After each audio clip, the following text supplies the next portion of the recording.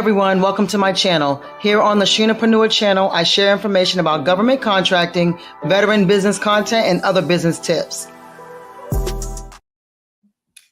What's going on, everyone? It is Sheena, aka Sheenapreneur, and I'm back for another banger, okay? It's been a little minute, but the wait will not be, look, he's gonna make up for the wait. Charles is gonna make up for the wait. I talked to this young man a while back, and I was like, oh my goodness, I gotta share this story because his story was so authentic and so relatable and so amazing. And I'm like, oh yeah, we gotta share how you built your empire because like we here for all of that. So Charles, please introduce yourself and your company. I really appreciate you being here. I'm so excited. I appreciate you too, Sheena. So once again, guys, my name is Charles Anglais. I'm the chairman and CEO of Invisitech, and Invisitech is an IT consulting and service provider. We started in 2023. It's I have two other partners. They're not here with me, but you know, we just came together. I mean, I use my experience in government contracting. I have about 13 years of government contracting experience. My other partner is a certified ethical hacker. He has experience. He's been doing it for over 10 years. And then our female partner, which is also a service disabled veteran, veterans. Shout out to the service disabled veterans. You know what I'm saying? Also has extensive success and a track record in the industry as well. So we built this super team, and here we are. Super team. So you heard him say that his business started in 2023, but he has 13 years of experience. So that's part of the story that I want him to share. But before that, we have Derek Keys. Shout out to Derek Keys. Hey. And Skylar Solutions in the building. I appreciate y'all. And y'all are already showing out. Like y'all already here in the building. So I want to get started with, like you said, 13 years experience, 1 year business. So take us to like day one, not day one birth, but day one. Like, how did you find out about government contracting? Did somebody kind of tell you? Where did that all start? Okay, sure. So I got started in government contracting. So my previous background, I was a broke college student, as they say. I was doing network marketing with my cousin, and you know, we used to go into this place. It was like a town center, like a mall, outdoor mall, and we would just prospect literally all day. I would just after school just go prospect for about 4 to 5 hours, talking to people, everybody we saw, and I met this guy actually. Guy looked similar, basically similar, dressed similar how I dress because I used to wear my hats backwards. I still do, but not like that. He had sweatpants and a white tee. So I said, hey, sir, we have this event coming up, you know, which was, they call them the briefings. I said, you should come check us out. And he said, you should come check this out. So he handed me his card. So I looked at it. I didn't think much of it. I said, okay, well, he's a business owner. And I said, this is what, you know, my mentors were telling me. They said, you need to go after people who are business owners. And he was saying that a lot of them literally don't wear suits all day. He said a lot of those people who wear suits are broke. So I said, oh, okay, well, let me just continue prospecting people who got sweatpants and white tees who look like me. So I did that. I did that. I told him about a meeting. I had him on one of our calls. Like, I think they call him like the interest call. He was on it. He said, I like what I hear. And then he, you know, explained to me he was in network marketing. And then he invited me over to his home, which he happened to live in my mother's neighborhood at the time. Literally, I could walk to his house. So went there. He did a whole presentation for me. And he said, this is what I'm doing. You know, at this time it was office supplies. So he literally had a certification called CBE. If you're in DC, you know what I'm talking about. Certified Business Enterprise, and also the DBE certification. So he literally said, hey, this is what I do. You're never going to hear the word no. I said, are you serious? He said, yeah, you're never going to hear the word no. So I said, I was at the time I was still trying to find a job because I wanted to become a dentist, but I would say junior, senior year, I was kind of like, I'm gonna just focus on business, just find my way. So that's what I did. So my first day on the job working with him, and this time we were working remote because he had an office, but we were just working from home. He was like, I need you to send 400 emails. So I sent 400 emails one by one, manually. Took almost a whole entire day. He gave me a script, onboarded me properly. And from there, I think that first week I got my first sale. So a week, 400 emails, $800 deal.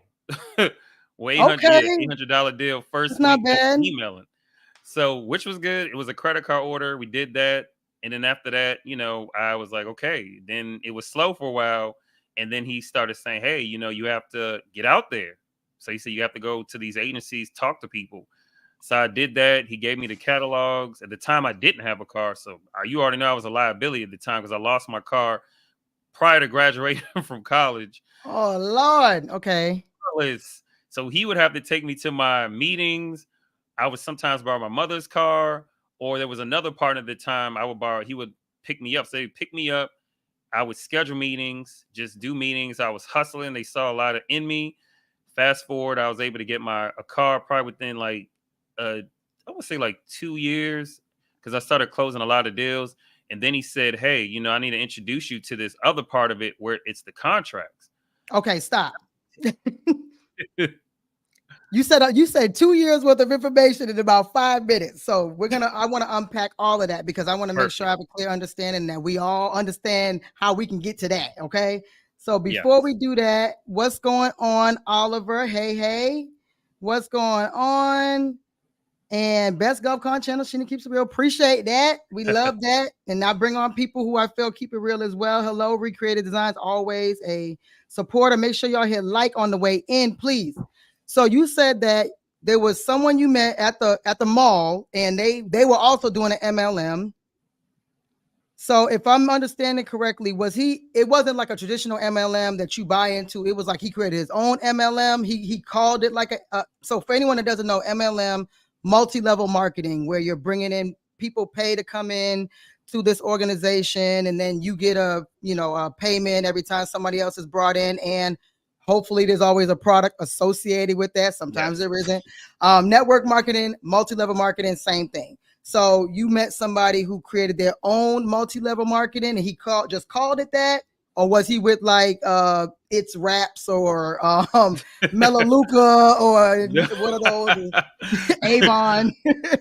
No, so I was in the MLM. He used to be an MLM. So I found out later on as I got to know him, he used to work for a company called Maxis or something, Maxis 2000 or something.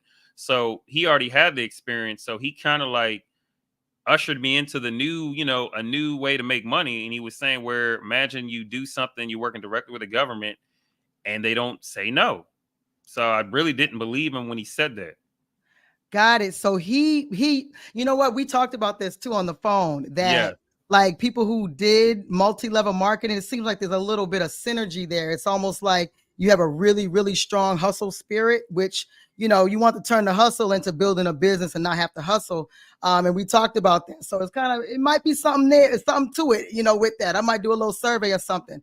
So he's basically bringing you in as his sales guy. Yes, absolutely. To do all the dirty work, we know what it's called, bird dogging, whatever you want to call it. And then you actually started getting good at it. Like you followed what he said. Yes. Yep. He gave me a tutorial. He just said, hey, this is what you say. Hey, Miss Jones, this is Charles. The company was called ABS. This is Charles at ABS. Want to see if I can get on your calendar, kind of share with you exactly how we've been helping agencies just like yours, save on their office supplies for the office. So I would do that.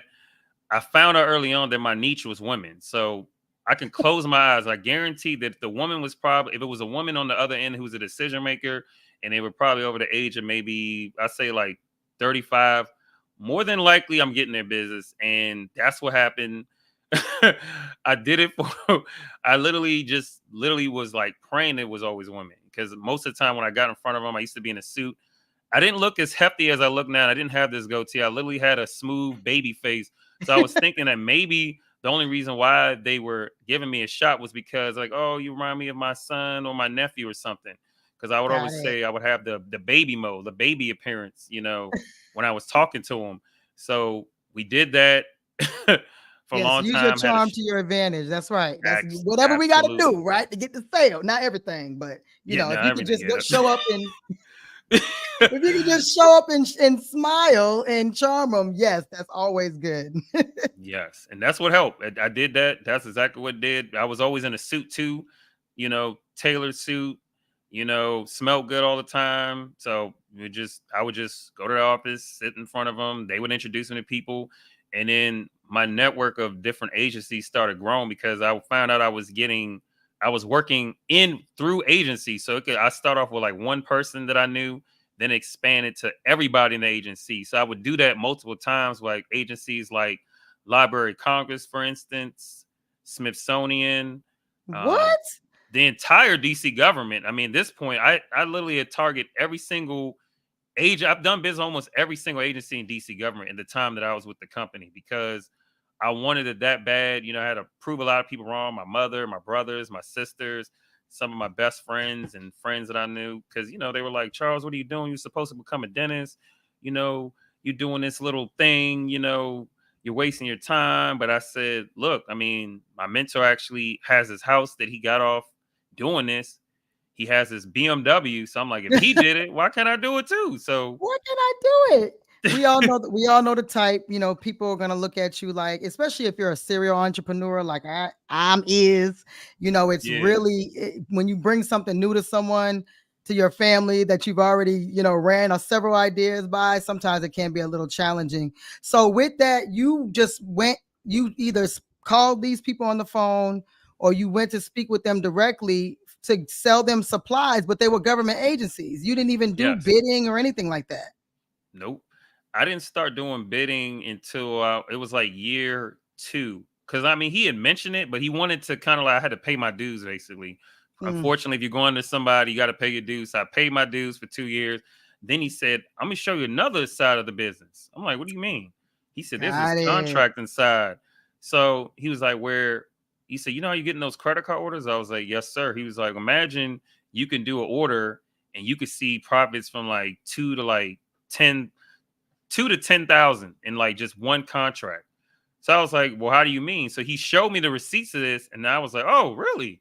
So I did a Never few of thought. them. I did a few of them, but I didn't like it. I really wasn't sold on it because back then, a lot of people, if you were in DC doing business with DC government, it used to take almost 60 to 90 days to get paid. So Wow. Even yeah, with credit card, like it would be considered a credit card purchase. no, they called it purchase orders. That was the one Purchase stream. orders, Purchase POs. orders. Yep. And then they would turn into contracts. So I did maybe a few of those and I still had my credit cards. And I was like, I don't like this. I said, let me just focus on the credit cards because that was instant money. Like I was getting money instantly and I could see my profit right then and there. So I did that probably, did it for a while. And then he was just like, you need to really see about this. But then I got so good in the business that I had my first apartment, just all credit card orders. I didn't have to do purchase orders. I had that much business coming in that the credit card orders paid my bills, paid my lifestyle, even paid the rent. So I didn't have to ask anybody for money. But then something happened, it started slowing down a little bit. And he was just like, see, that's what I told you. So it was almost like it became a hustle and bustle. I would have to call customers and say, hey, are you sure you don't need anything? But I had developed Got a these relationship. pens. Yeah, I got these pens for you. What's going on? Yeah. I had to use my creative juices. I had to, do some specials. So I was always able to still pay my rent. Sometimes it was late, like a couple of days late because of the credit cards. And he was like, see, I told you, you need to start focusing on these contracts. So then I said, all right, you know what? Let me do that. So then I did that. And then I saw what he was talking about. And then like fast forward, I mean, I remember one year, I think my best year, the first year when I, started focusing on was like 80,000, just 80,000, just literally it was contracts, purchase orders, and credit cards. I had basically 3 ways of getting paid. And then I had a $40,000 increase the following year. This was like from 2019. Yeah, it was like 2019 to 2020. Then I 40,000 a raise, which I made 120,000. And this was around the COVID era and stuff, when COVID this era. happened. Okay, so pause right there. Pause right there. Okay, good. So you were the salesperson for another company, and so Yeah. did he let you keep a percentage, or was it whatever you sold was yours, and there were just multiple people? How did that payout work from him? Oh, the percentage was easy. It was so contracts, POs 30%, credit cards 40%. So I got the grandfather deal because other people that came on board, he wouldn't do that, but it's only because he saw something in me because he said, you remind Mm, me of myself. I'm gonna look out for you because you were with me in the trenches. Because at that time, working from home, he was my neighbor, so I would be excited. I'd be working past hours because I wanted to learn this game so much, and that was Wow. exciting. And I saw the potential and the possibilities in it. Wow. Okay. So he was giving you, you said 30%. Other people was getting 1%. I'm just kidding. They were getting a lesser percent than you. Yeah, So he really, like you said, he really took a liking to you and you were out there hustling. Like you were really, yeah, helping. It was a win-win for win-win-win. Cause even the client was probably happy because they got good, customer service, delivery, all those things. Okay. So now you're in the COVID era when everything just went like if you weren't exactly. already in business or you weren't already doing products, a lot of stuff went like super haywire. So was there a significant change during the COVID era for you guys?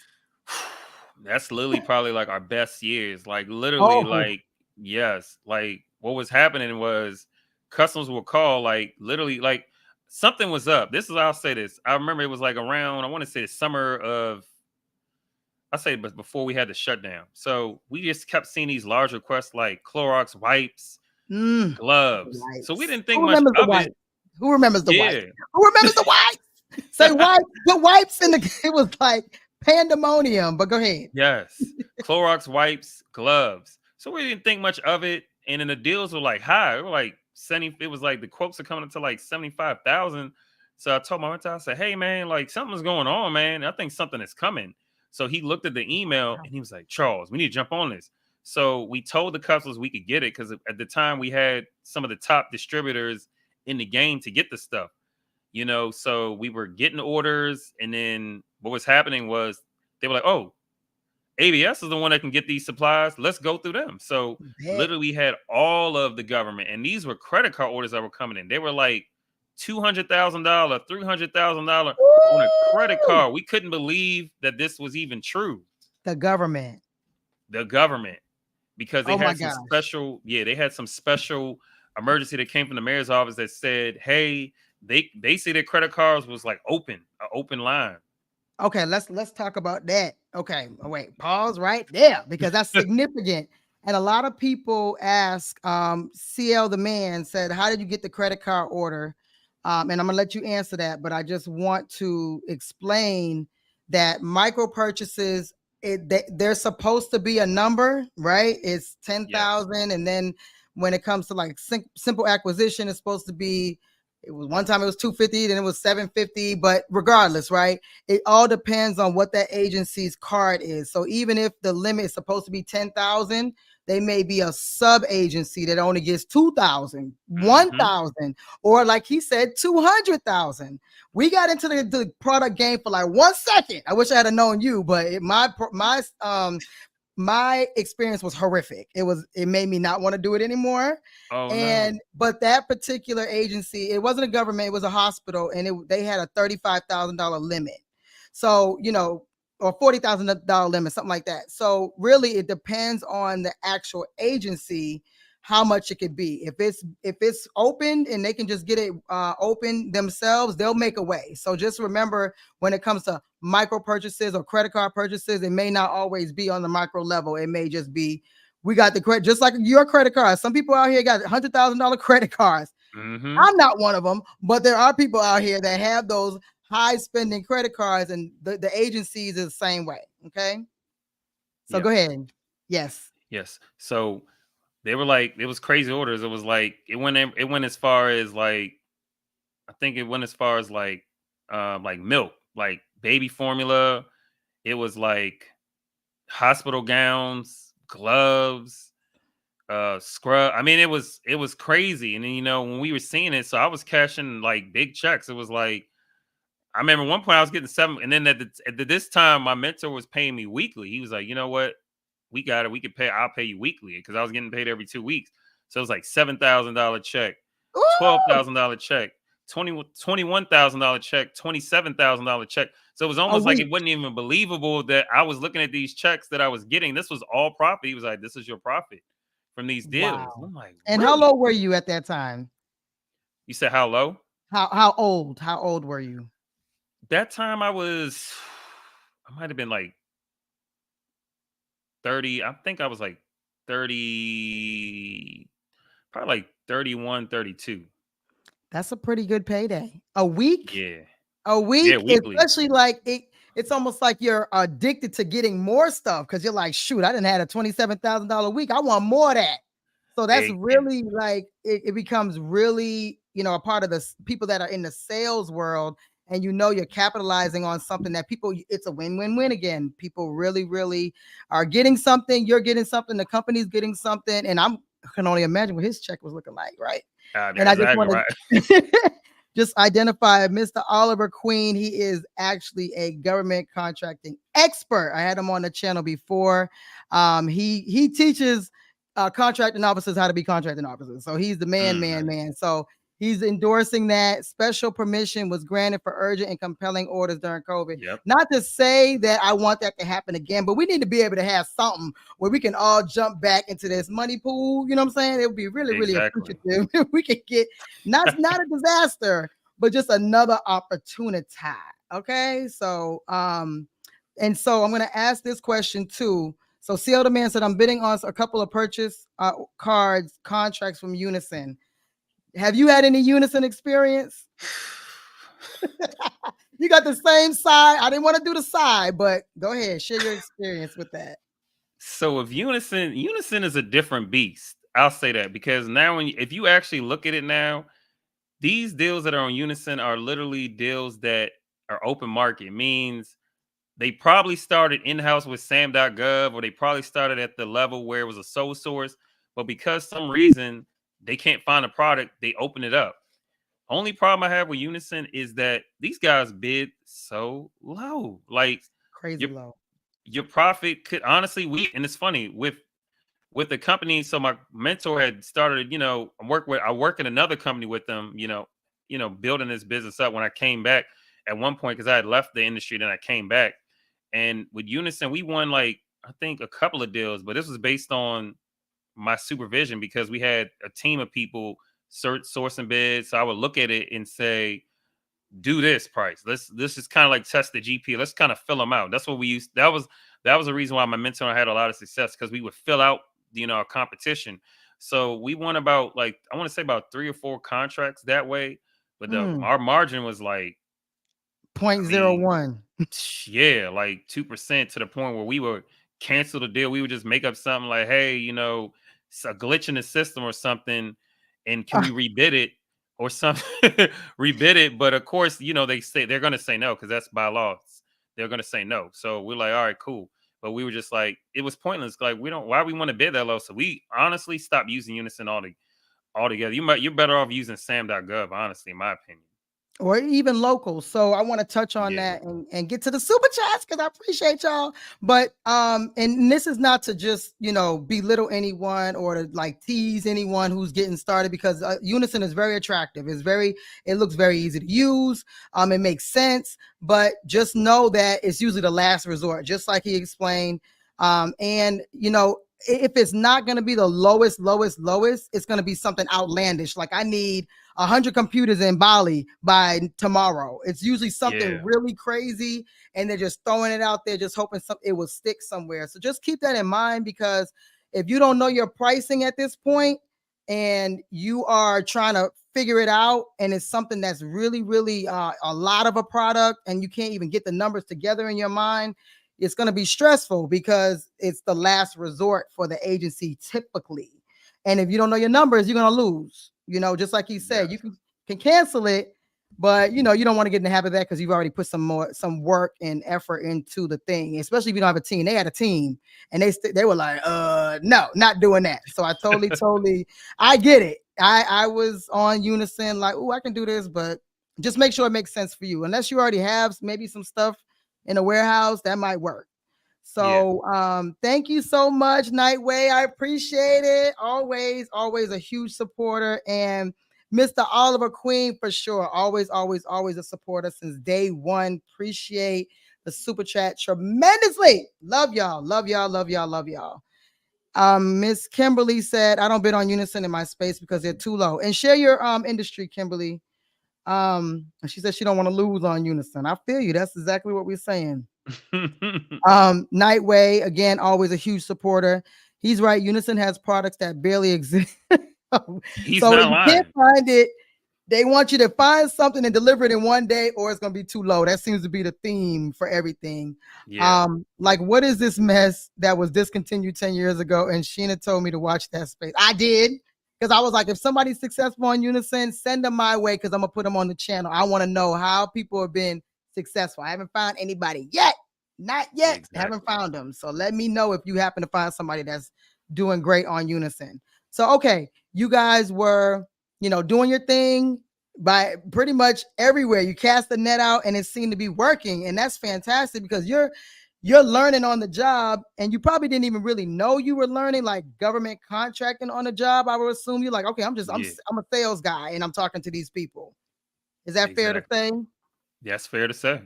Okay, Yeah. okay, cool. So then now COVID's dying down, right? You said then something happened. So what's the thing that happened? So COVID died down. So in our prime, we averaged between 13 to 15 contracts a year. So I literally managed all those contracts. My Wait, mentor wait. may have had, I'm sorry. I yeah. hate to interrupt you. Wait. This is also, so everything you say is always like it prompts a really, really important point. Make sure y'all hit like on the way in. But so you guys were averaging winning 12 to 15 per 13 to year. 15, yeah, per 13 to year. 15 per year. If you could just guess, how many were you guys probably bidding on or going after? We were probably going after, I say about,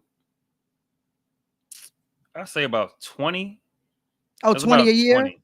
Yeah, because what was happening is, like, some of them, because they liked our service, they literally would just sole source. They're like, hey, we want you to use the contract, have this contract again, because of our track record and how we Got it. treated them, took care of them, customer service. So some of them we didn't really have to bid. They were just, here you go, ABS. And then some of them, Mm. my mentor would be like, hey man, I seen this contract. You need to go after. Like, the one that was the one of the favorite ones that we loved was MPD. So DC Metropolitan, that was one that was like $100,000 contract. So he told me what to do. We would always huddle. It was almost like we literally were like a team. That's why I love working with him, because Mm. any contract we would look at it, he was like, you should do this. And we had different bidding methods and stuff like that. So we would do that, win it. Every year we were winning it. Every year consistently, to the point our competition used to get tired of us winning, because we were just that good. I'm not gonna lie, but even MPD loved us, because they're like, man, you guys are just, you make sure you're there. You Everything's guys did delivered it. timely. So we did a lot of extra. We gave them preferential treatment. I mean, all of our customers that we had, they all had preferential treatment, just making sure customer service was good. They could pick us up by phone, via email. They needed an invoice, an emergency order. They say, hey, we may need this Mm. order, an item within a day. Can you do that? And we used to have a warehouse like in Baltimore, so we could will call it and deliver it to them. So it would just keep them, we would always be on top of mind for them. Gotcha. Okay. So with that, that's actually a really good ratio. So you guys didn't even really, and people got to understand, everything is not based on a bid. If you have a conversation in a government, corporate, local agency gives you a contract, that is still contracting. It doesn't have to be, I submitted a bid specifically from SAN.gov and then they gave me a 1449. That doesn't all, a lot of contracts are not that way. They're exactly what you said. Sole source, we love you. We're going to keep renewing. We're going to keep getting purchase orders, giving you purchase orders. There's a lot of contracts like that. That paperwork, those formalities are more for the agency so they can keep track of certain things, right? But you guys were getting that work easily without doing that. And so 15 out of 20 is fantastic. That's a Yes. fantastic ratio, because people think that if I put in all these bids and I don't win, then it's the end of the world. But no, like, you guys, it was very strategic, and then you also were getting sole source. So that's amazing. I love it. I love it. Let me get to a couple of these. So hello, all around strong, and shout out to Casino is the name. Always a supporter. And trustworthy landscape asks, have any of the mentees won a lawn care contract, and was it a good one? Yes, actually.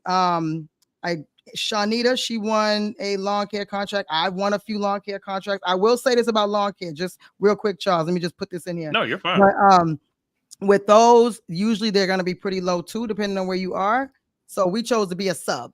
So that has been very advantageous for us. And yes, Kimberly, I love litter pickup. That's my fave. That's my fave. And Kimberly also said, laying down these DMV notes and picking it up. I want to sub with this man. Hey, that's what we talk about. Yes, because we're going to hear about his business and what he does and how he's going to connect with you guys shortly. So thank you, everyone, for the comments. Ask your questions, please. So now you guys are winning, right? And then what started to happen? So then what was happening is when this post-COVID, I like to call it the post-COVID era. So everyone's working remotely. And what was happening is 13 to 15 contracts started ending up 2 contracts. Oh, so man. We literally had a beautiful built office in Maryland, and then we had an office in DC. So and we're like, okay, like we would, contact the contract office, say, hey, we got this $100,000 contract that we see it's for toner cartridges. When you plan on using it up? So Never. They were like, we'll let you know. So it's like, I think they may have done like just one particular customer did, and we used to get her all the time. It was a DC Department Motor Vehicle. So That contract literally was like, I think she probably did 2 orders or something. And it just got to the point where like, he was like, man, we're going to have to cancel this, man. Cause I'm like, I don't know what we're going to do. We're going to have to pivot or something, because it got to the point where it didn't make sense. And then we had another contract that we had won. The second contract, they canceled it because they were like, well, they're working remote. There's no need for it. So They took the contract back and said they're going to reallocate the funds. So we were working on one contract. So from there, I'd done well for myself. So my mentor was already setting the groundwork. So he was like, I'm about to go take the money we made in COVID. I'm about to go build 2 restaurants. So I say, well, what? Are you looking for an yeah.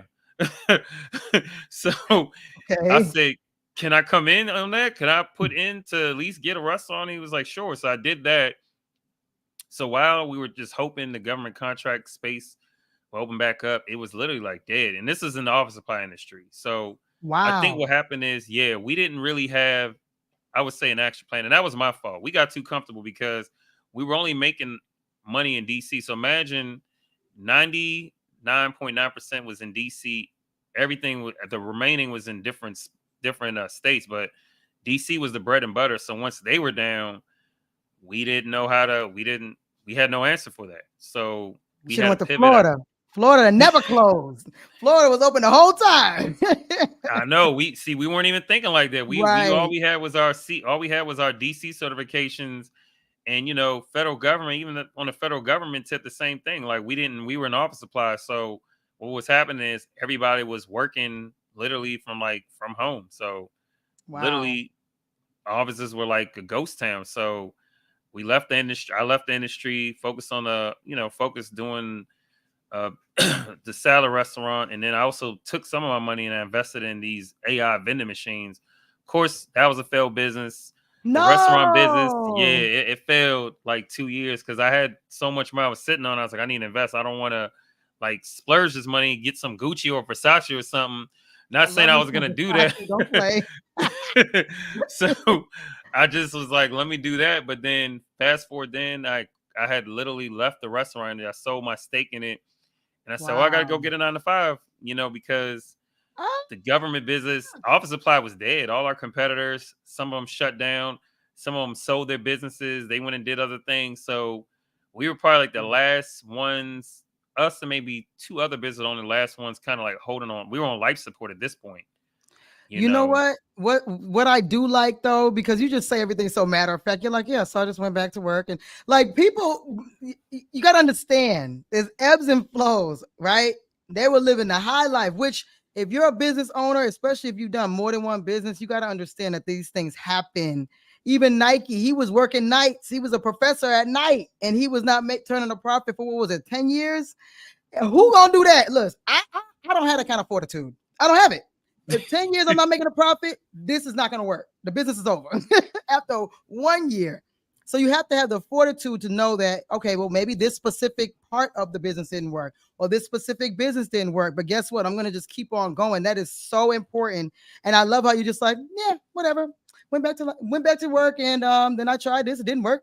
and kept it moving. Like that's a really, really strong indication that you're going to be successful, because anyone that has had a business, if you study people who are still going strong and have done businesses, they've had several failed attempts, even within their own business, you know? So Mhm. just, I'm glad that you shared that, and I appreciate you being transparent. So did you end up having to go back to work, or were you like looking through the yellow pages? Hey, look, I had to go back to work. So when this Uh-huh. happened, I picked up a gig doing hold on one second. This thing keeps falling out. I picked Mm. up a gig doing selling life insurance. I did that for a bit. I was like, okay, I did that. It was okay. I ain't really like it because they kind of like falsified the stuff like, oh yeah, you can make 60,000 and which Mm. wasn't true. So I left that. I left doing that, and then I ended up taking on a job, Fortune 1000 company called Contractor. So that Okay. kind of like got me into technology, and I did leave a part Ah. out. I did leave Okay. something that I forgot. So in 2016, once we get to talk about my company, so 2016, this was still, we were doing good before COVID. So I started seeing this thing, cloud, was going on. So I was like, what is this cloud? So I started researching it.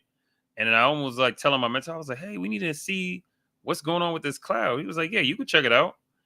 So I said, you know what? Let me keep this to myself. Let me just keep this to myself, because maybe I may end up coming in the technology realm and doing something with it, because the office supply business was great. And then after 2019, after the post COVID, that's what really had my kind of opened me up a little bit, just to say, you know what?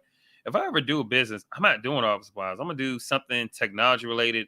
I don't know what I'm gonna do. I mean, I could sell hardware, software, Mm. but I just kind of like held on to that for years, since 2016. So when I That's came to awesome. Konica Minolta, seeing technology, learn about technology, I started like kind of like saying, getting this bug, like, you know what, I feel like this might be a good idea to start a business.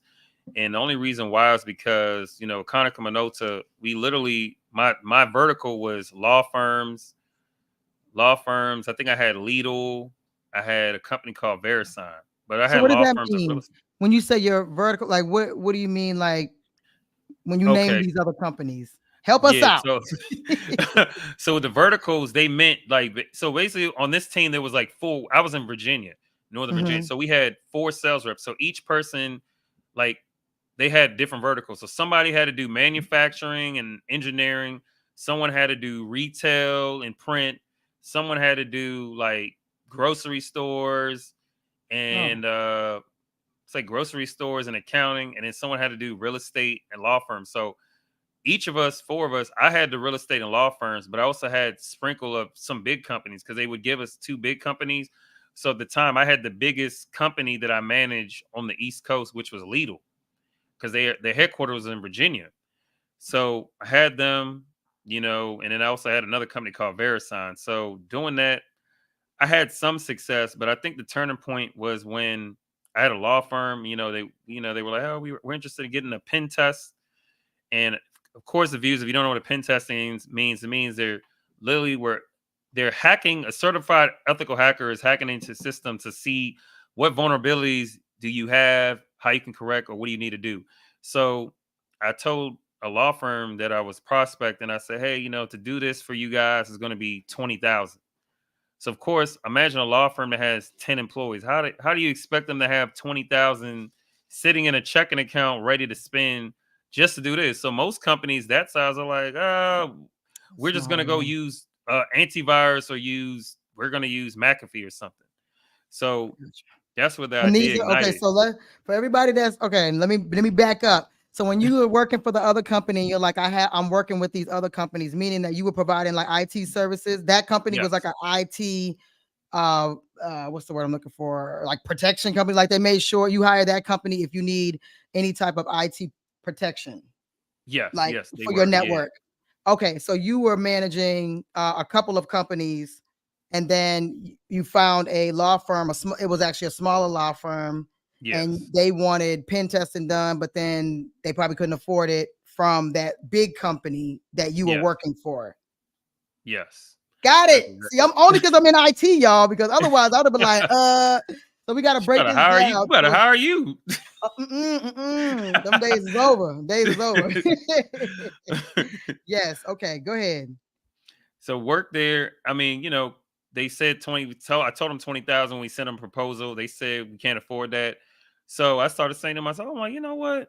What if there are other companies like this company that if we had this in-house, because with Konica Minolta, they bought companies, and this company was a massive company. They're known, if you look them up, they're known for being the printer company. So they Mm, literally recently got into this space. They started buying up companies, so they wanted to focus on technology because they had a lot of success selling their printers. Everybody knew about them. They were a household name that they wanted to right. test out this, test out the IT services. So selling it, couldn't really get sales. I mean, I had a couple of sales there, and then I was just like, you know what?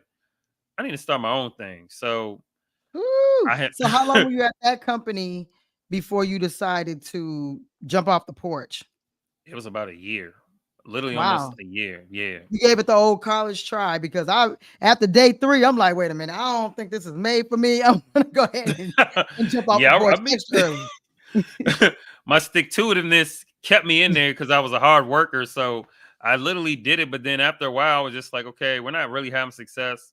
And it wasn't like I feel like it was a great company, but the issue was that the base that I had, the customer base, didn't make sense. Like even when I, Mm, resigned, I love my, my supervisor, my manager. He was just like, Charles, you're a good guy. I know you're gonna be successful. If you ever need anything, let me know.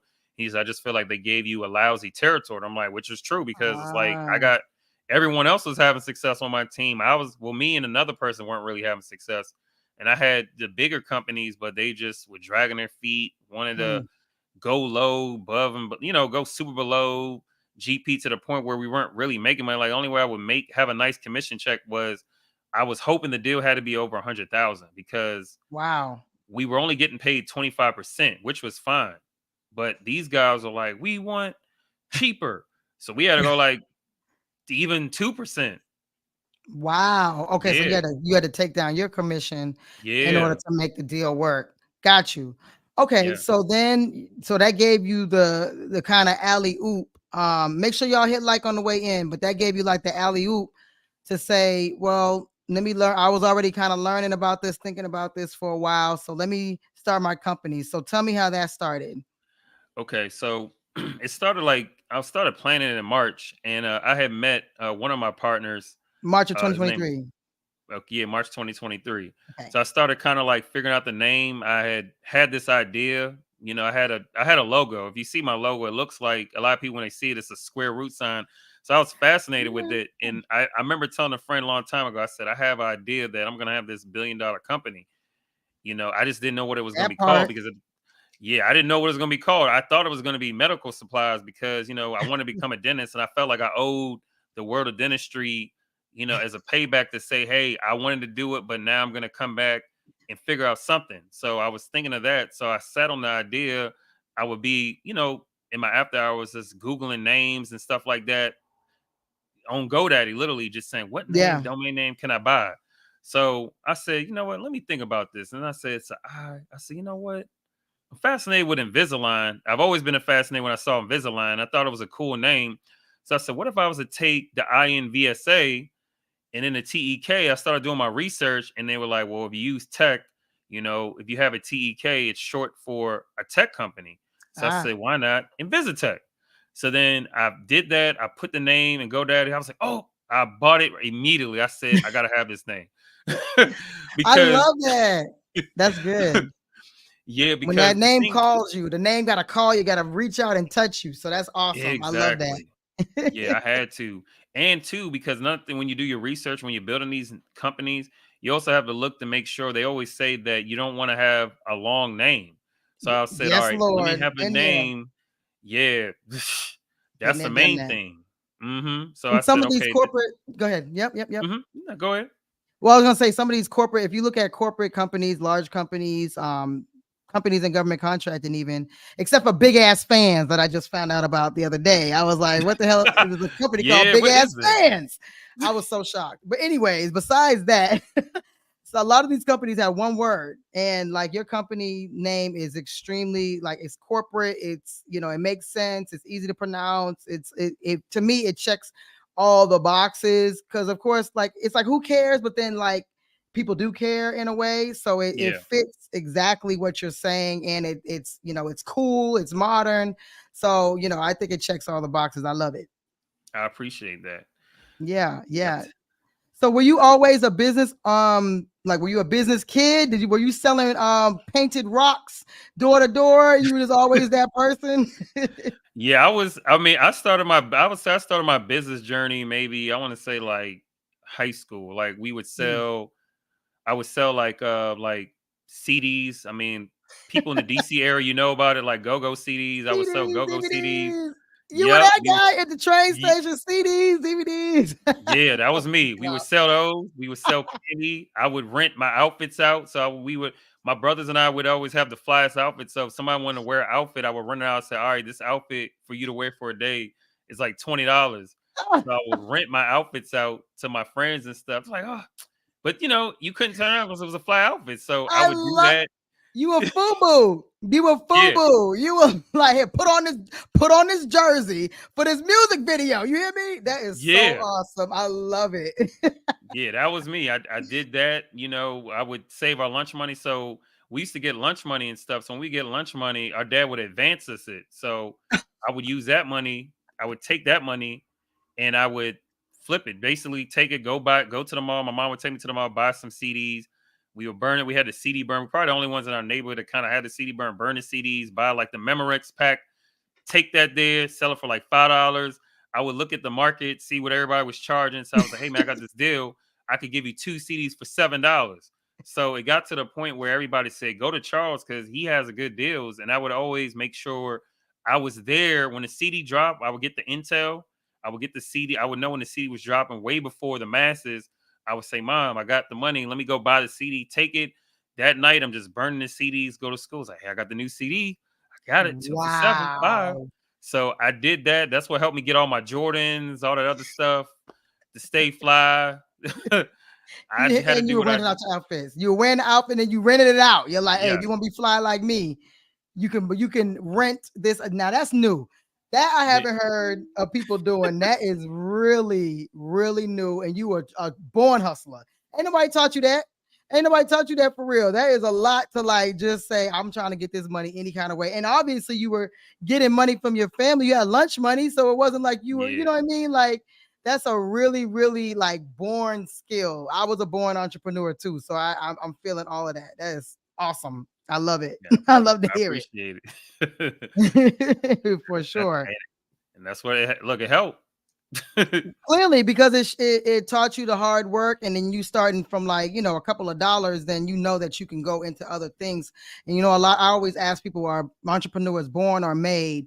It does depend, but I think mostly people probably would be entrepreneurs if they're not forced into life stuff. You know what I mean? Like if they had the Yeah. freedom to be an entrepreneur and not have to worry about bills and kids and other life Hmm.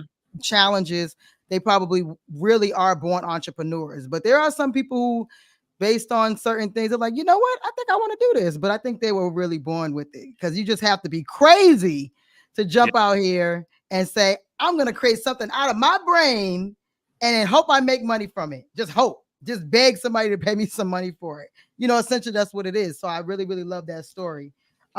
So with that, your company, now it's 2023. You picked the name. It's fly. I love it. And now you're bringing in other people to it. Yeah. So one of the partners named Carl, I mean, you can look him up. He's a brand architect. Like that's my guy. I met him 2 years ago. Mm, At the time, I mean, I think I was still I met him like 2 years ago. And I said, hey, man, I got this idea. This is before the name came out. I said, I got this idea. I said, I see, I like what you do. I got this idea. I might have something for us. He was like, all right, just let me know. So he was always like open, because he was already a business owner himself. He's been probably like business owner for maybe over like 12 years, I believe, is mm, what he told me. So I okay. told him. So when I started I said, I think I have a name. I said, hey, this is what we're gonna do. Based on my government contracting experience, we need these certifications. So I said, if you can find me somebody, a woman, I said it's important we have a woman because I know, and the only reason why I said a woman because in doing business in DC, my experience, There's some contracts, some of those contracts that we didn't win. When I was telling you we had 13 to 15 contracts in my previous company, is because we were getting beat by women. And DC had these things called preference points. Yeah. So it goes up to 12 points. Because we were just a minority Oh. owned company, it was 8 points. But your woman is 12 points. And imagine this. Imagine that the contract was for 50,000. So we would win it, but because that woman went up, let's say 70,000, when them preference points are added, her 60,000 turns under to like 49,000. So automatically they win. And a lot of the Ooh. DC, they activate that. If it says, they'll say this is a woman-owned, we're seeking women-owned, vendors too. DC didn't play. They're like, look, minority-owned, woman-owned. A lot of those contract officers exercise that. So those are some of the contracts that we would lose because it would be somebody who had the woman-owned at the time when I was doing it.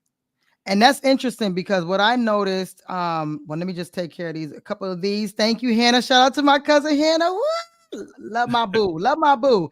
Like, share, subscribe, please. Like, share, subscribe. And my baby, this is my baby girl right here, Naya. That's my daughter. Thank you, baby. I appreciate it. Appreciate y'all. So, with that, like, there's certain parts of the country I notice that do kind of have a preference.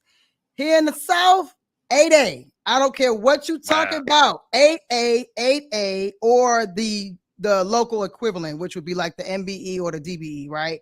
So for you, what's interesting, I have never really heard anyone say that the woman-owned is a preference, because up north, I noticed my best friend Stephanie, she's basically the same company as me. She's just up north. They love veterans. Like, they truly, like, if you're a veteran, you get sole source. I don't get that same love down here like that. But you're saying in the DC area, so if anybody's on or watching the replay, if you in DC, woman-owned is highlighted. Like in the South, minority, North, veterans. I don't know about the West Coast or anything like that. But in the DMV area, they love women. Okay, so I need to go out. Look, we're going to start partnering. I'm going to fly out there so me and you can start doing some work, because what? Even though I know you got a partner, but add me, put me in, coach, put me in, because I didn't realize that. Okay, so boom, you guys were losing those, but then you're like, I gotta find a lady who's willing to join the team so we can get this preference. Exactly. So this woman, and I told my business boss, say, look, we need to make sure we got to make sure we have the best. This has to be the best combination, dream team combination of a company we could ever create. So I said, woman-owned, minority-owned, disabled, veteran-owned company. I said, do you know somebody who's a disabled vet? He said, I might have somebody. I said, perfect. Found somebody. I quickly went through, I quickly went through what we were doing.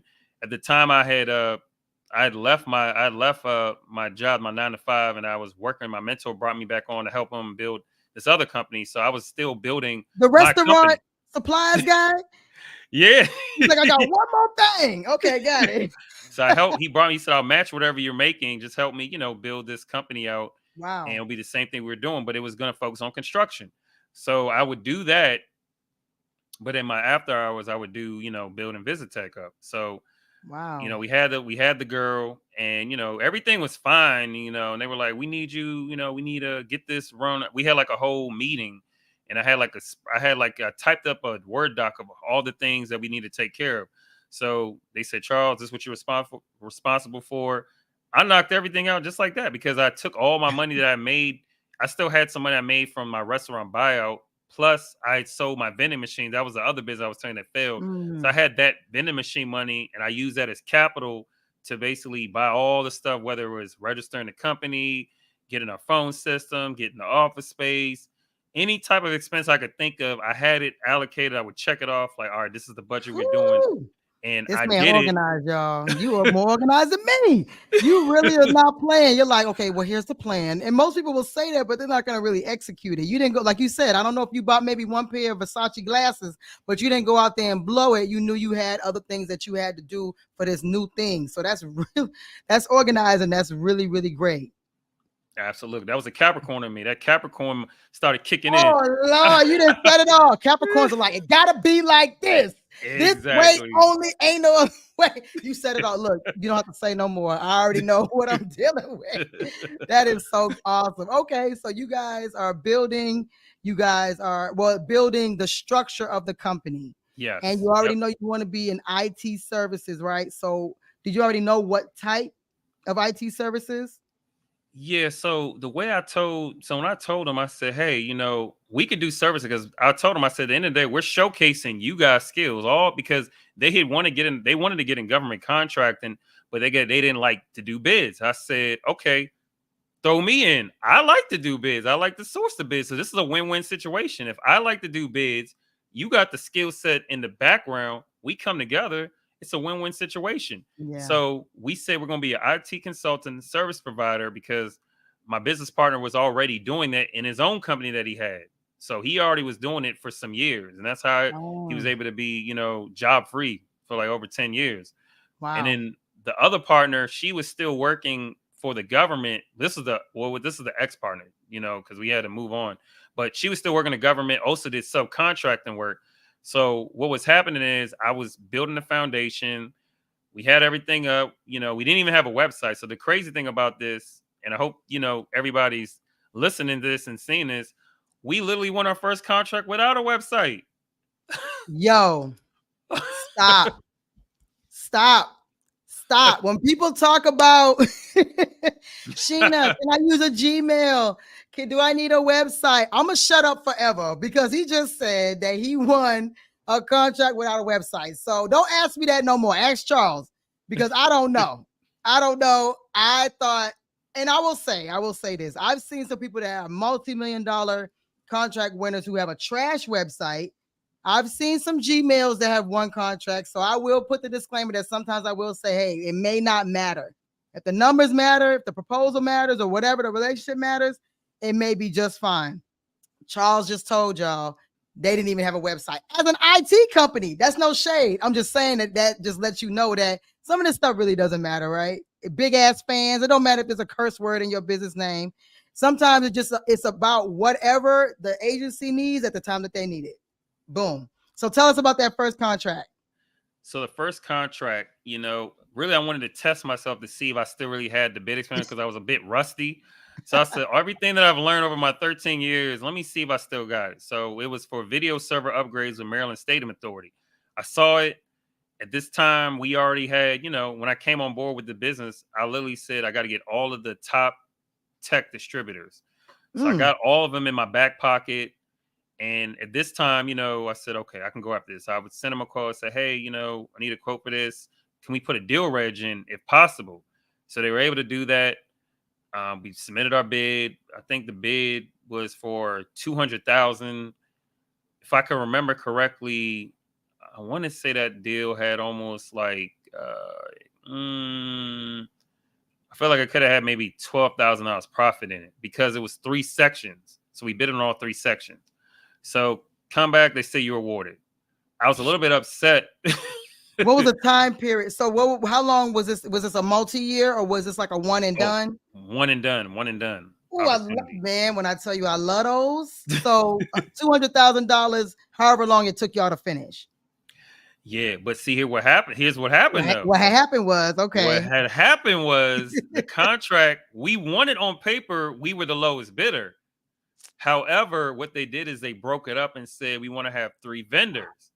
And I thank the God they did that, because the one section, there was this one section out of it, I literally lost by $1. $1? That section had $1, had the most profit in it. That section had almost $10,000 profit. But it was $100,000 for that contract, though. So, so I ended up winning the second. I think it was the last part of it, which was the second one. When I remember the deal, when I went through it, that one had more profit than the other one. So the guy who won the other one, he didn't really see profit, because I remember calculating, it only had like maybe $800 profit in it. Oh my gosh! Yeah, they were bidding that low. Okay, look, so let's pause right there.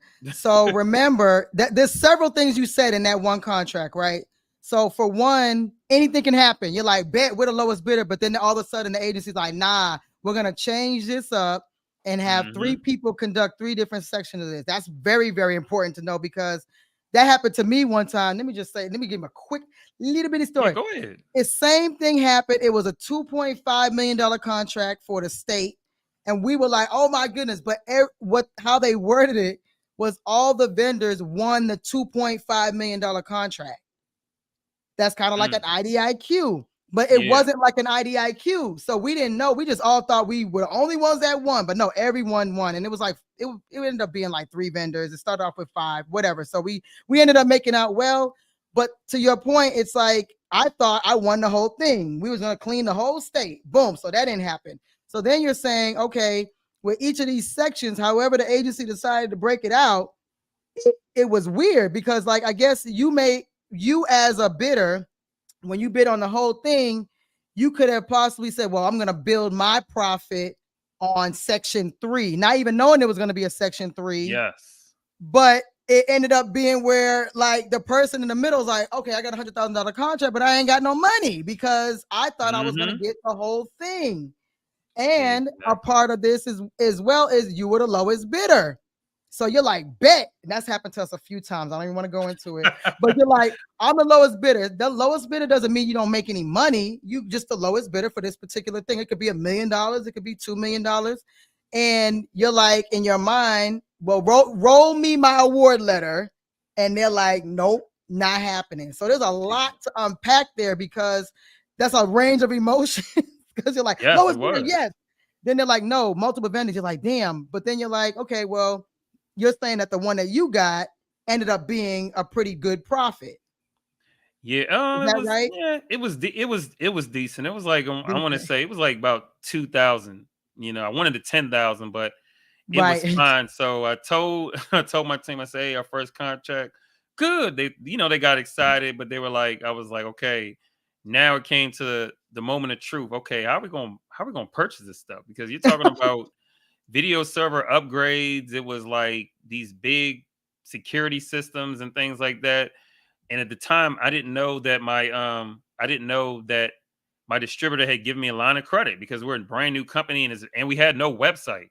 So I'm like literally like, okay, how are we going to finance this? You building the plane on the way down. I love that.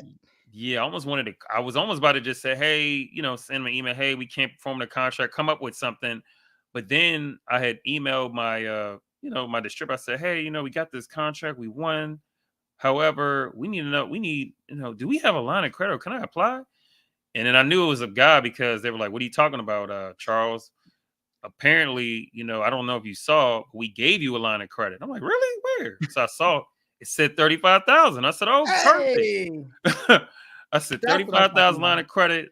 Sign me up. So then total came up.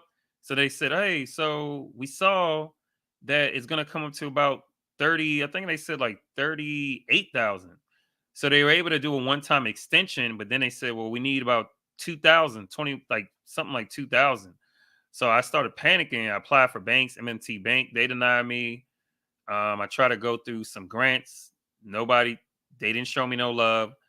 So I asked my business partners, I didn't feel comfortable asking them because we're still getting to know each other on that. Right. So I say, hey, man, we got this deal, but I don't know how we're going to fund it.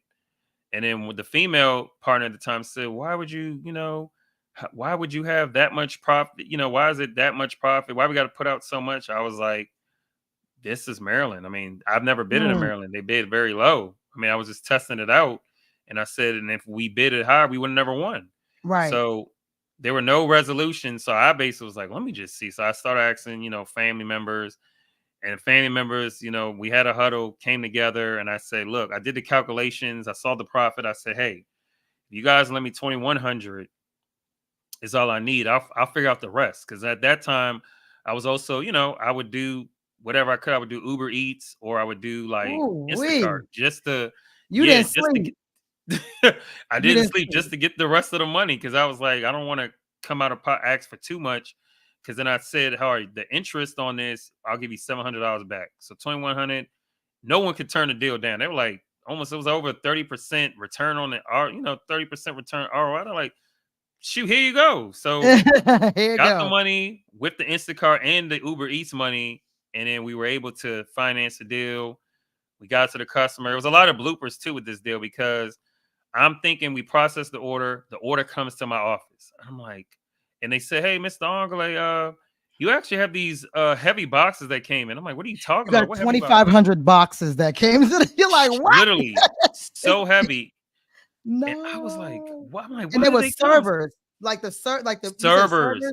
these Ser- big For video those who servers. don't They were these know, big, yeah, rectangular huge. boxes. Yes, like almost like a huge VCR. For those who don't Yeah, know, like a heavy metal VCR is pretty much what that is. So, wow. Okay, so when you said you went to your portion of it that you won was 38,000. You said 40,000. 48,000. So you was trying to come up with basically the 30, what came after 35, because you had to purchase all this stuff. Yeah. Got it. Okay, I see what you're saying now. Okay. So then the stuff got delivered to you, but it was supposed to get delivered to To the customer. Lord, to the Jesus. Okay. How many boxes So was it? A gazillion? in total, it was almost about, I'm thinking it was like 16 boxes. So But they were heavy as hell. heavy. So I would Yeah. literally go to the office, and this time I had a smaller car. So I literally had to kind of be, had to be strategic with the geometry in the back seat in the trunk. So I would put some of it in there. I did like about 3 trips because I didn't want to hire somebody to do it. I was thinking about it, but I said, no, that's going to come to the profit, because in my mind I already knew what we were going to use the money for. So we're getting this website. We're going to take care of, of course, the business was an S corp. The parent company is an S corp. So I said we got to take care of the fee because it's in Wyoming. So I had Oh already wow. had all calculated and in my head. So I did it by myself, got it to them. We invoiced them. We got paid really rather quickly, which I was Oh, surprised. Yeah, it probably took them about, I'd say about 10 days. so let me ask you this, because this was a local contract. So did you Yes. guys put into your writing, because this is what we do sometimes, we forget Hmm. sometimes, but did you put into your writing that you'll offer a discount if they pay you early, or they just happen to pay you early because it was like like a purchase order or a credit card order, or they just paid fast? They just pay fat. We didn't even do that. I wasn't even thinking about it. Yeah, because I heard Maryland, and it's funny because Maryland actually, when I looked it up, Maryland had actually, and even DC too, they had something called quick pay or something. Because Oh what was yeah. happening is, yeah, there were a lot of arguments, and even in the contracts, it said if the order is delivered, they have up to 30 days, but they could pay rather quickly. So this was a situation where you have to. I stayed on top of the contract officer. I would send them receipts. Hey, Mr. So and so, letting you know we dropped off 3 boxes. Hey, Mr. So and so, and I would do it not from I wouldn't do it from my personal, my personal business account. I would do it from the contact business account. So like the information account, like, hey, just letting you know your order was delivered. Please say you received. So and so said they received it. They talked to you. So I was giving them all that detail, and then I would do it from my business email and say, and tag the contact email and say, hey, just letting you know, this is Charles, CEO Chairman and Invisitech, letting you know your order was received. Please confirm, you received it. He confirmed. He said, I'm going to invoice now. Send the invoice. Literally 7 to 10 days. However, another blooper happened. So No, after all that goodness. So, okay, let me just, before you get into the blooper, you stayed at the top of mine, and it's not harassment. Like sometimes, even with services, I'll invoice mid project. I'll be like, hey, you process it whenever you want, but you're gonna get this before we finish. So you yes, staying at the top of mind. So they constantly thinking about you and constantly like, oh, he's sending another one. Okay, let's just pay him. Not like you're, being naggy. It is your money. I can be naggy, but I'm just saying, like, it's important to stay. Don't just wait until, oh, well, they said the invoice in 30 days. That's cool or whatever, but I might do 28 days. I might do 25 days just so I can try to increase the amount of, decrease the amount of time I have between the next pay period, because I need to have my money as fast as possible. So that's a really good tip too, that you were just like, hey, I'm here, pay me, essentially. exactly. Yeah, I had to because, and then I was looking at, our line of credit, and they were emailing me like, hey, you have X amount of days before it's paid. So I was like, okay. So Right. You I'm ain't trying to like, ruin that. exactly. So so Got invoice, got the check. Of course, my business bank accounts with Chase. So and then Chase holds on to the money, and I'm like, okay, this is from the government. Of course, Chase, they're very different from most banks. So if you're using Chase, I love it because they're very security graded, but it can be a pain because they almost cost me interest with my supplier because of that. but my supplier Mm, was able to work it out. So Chase held it for 7 days. Then they said we need to hold it wow. for an additional 7 days. And I'm like, but it's with MMT Bank. Can't you guys call them and say, hey, they said no, we don't do that, and all this other stuff, hoopla. So I just said, all right, I just waited it out. Of course, family Yeah. was on my back about getting paid. I'm like, when we getting paid? When we getting paid? I said, hey, I see the money. It's just not in my account. Right, right. It's pending. And I'll just say that that's not my favorite bank. I've had issues with them, similar to what you're saying, like the holding thing, where it's like, what are we talking about? Like, even this was a Chase check, but that's a whole other story. But some people swear by Chase, but not my favorite. Exactly. So Yeah, just they're saying. not. Hey Chase, I love y'all, but you guys need to change that up because my business partner recommended that we should use Chase as our business banks. That's the only reason why I did it. Had he not, I probably would have used my Somebody main bank, PNC, or probably Bank of America. got you. Okay. No, I feel you. I feel you 1,000%. So pause right there. I'm going to go ahead and do a couple of these shout outs. So Erica said, I want to do business with the government with IT data analytics services. Would love to subcontract with a prime. So, okay, maybe you can connect with Erica. Erica, we're going to put Charles's blurb on the description. So you come back, I'll have that for you so you can connect with him. Dennis said, when it comes to taxes, does it make more sense to sub these contracts out? So I have my answer. So before you go to the rest of your explanation of your contracts and stuff, what are your thoughts about subbing the work out? I mean, I would say sub it out if it makes sense. Of course, a lot of companies starting out, we're all using 1099 because I've already was like, I would say this is what we do. So I would be in some people's DMs on LinkedIn. Hey, I like what you do. If I have an opportunity, in my mind, I'm doing 1099 because a lot of the people who came before me, they said that's how they grew. They did 1099 because you can't really afford payroll, you know, Please don't say early that on. word, Lord. Yes. Yeah. So 1090 subcontracting, 1099 for sure. Yeah, and so that's also, so those they're the same but different because you're talking about like subbing an entire section of the work out, but then also you may have people that like work for you regularly that are 1099, but it's really tricky. So make sure Yeah. we all of course started that way. So it is what it is. Like until someone tells you you can't do this or you get audited, then that's a you thing that you got to figure out. But yeah, we all start with 1099s, but just make sure you're understanding the laws when it comes to 1099 because it's usually like you can't tell them what to do and all that kind of stuff, but it just really depends on what service you're offering. And with you doing IT, I'm sure you don't ever really have to have like employees unless it's like a staffing type of position. That's usually when I see that, but like most people outsource IT services just in general. So Yeah. okay. So now you guys want a contract, your family on your back. Give me my 2,900.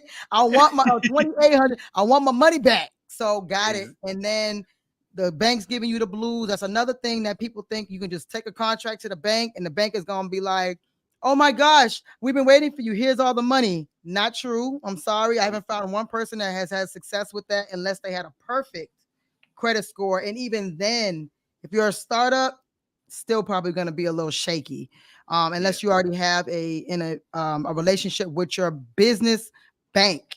That's what you already have to be in existence. And really, even if it's in existence with another company, they still may not touch you with the startup that you just started, even though you've been doing business with that bank. So just everyone keep that in mind. How am I going to fund it? There's a lot of ways to fund it. He was doing Uber Eats and all kind of stuff to try to build up the money, and that's legit. 401k, borrowing money from friends and family, that is all legit. That's what everyone does, unless you got an inheritance or something. That's what we do. So I'm glad that you were able to share that. So Oh, you're welcome. continue. So we Yeah. did got the first deal, paid everybody off, and then from there, of course, I don't know what happened. Like the partner that we had, the female partner, because we had, we were supposed to start working on the service to save a veteran on because I started being a little bit saying, hey, I was able to get our MBE, so I did the MBE using myself, which was Mm, very time consuming. Took maybe about I think I started that back in July. So probably when the business first started, I started it. And then we didn't get it until like December. So I said we got MBE. So I said we need to get this service disabled veteran on started. So I told her that, and she was like, okay. But then it was like she was so busy, like she was very busy, and she was security clearance. We didn't even know what she did, honestly, because with the type of certifications and clearance she had. So it got to a point where I think she got too busy, and she also had a company too. So we had to kind of like Mm. move on. I was trying to track her down. Hey, Oh no. are you still, do you want to still be a part of our mission? Didn't hear from her. So then I told my business partner, I said, hey, do you know anybody else that we can get that's a woman that has a Wow. service to save a veteran on? Because I You mean, didn't know me yet, so but that's okay. You didn't know I me know, I yet. wish I did. I Just wish I saying. did. Just saying. Yes, that's cool. That's cool. We here now. We here now. So Absolutely. So we got yeah. her. Her name is Chantel. So she's in North Carolina. So Okay. she used to work with Boeing. So she had, now Oh I think wow. she had some certificate. I forgot what it's called. It's like Six Sigma or something. Okay, Lean Six Sigma. Uh-huh. Yeah. So she had that. So Carl introduced me. We had a phone. I liked her energy. I said, we need you now. When So can you start? Today? Okay, got exactly. it. And she's been on it on point. Then, me and her worked on the serve to save a veteran on. Like literally we'll be on the phone. And I loved about her because she was like willing. She has a family too, but she was like, all right, Charles, let's get it started. So we'll be on the phone. We need this information, we need that. So we literally were doing the play by play, giving them information. And then most recently, we're also working on our economic disabled women Disadvantaged owned woman small on business. Yes, working on that one too. EDSB. So Got it. the same Okay. thing.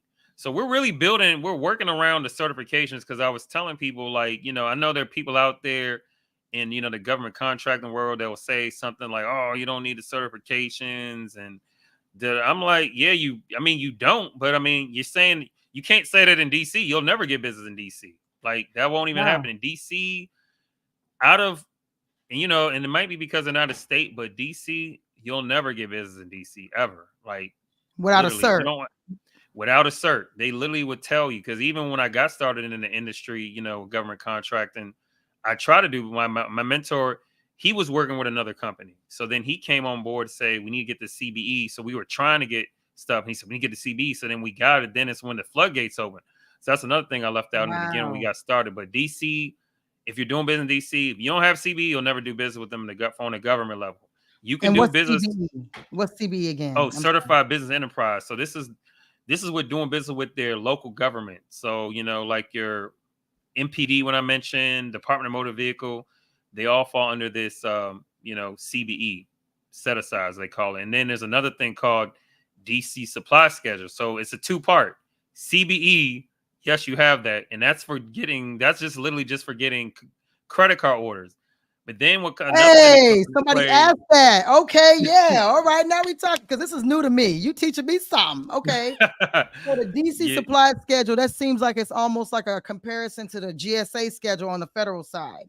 yes, because Wow. you actually have to adopt when you're getting on this DC supply schedule. One of the requirements, you have to adopt a GSA schedule. So you have to find a schedule that may run concurrent. So I think the DC supply schedule renews every, I want to say,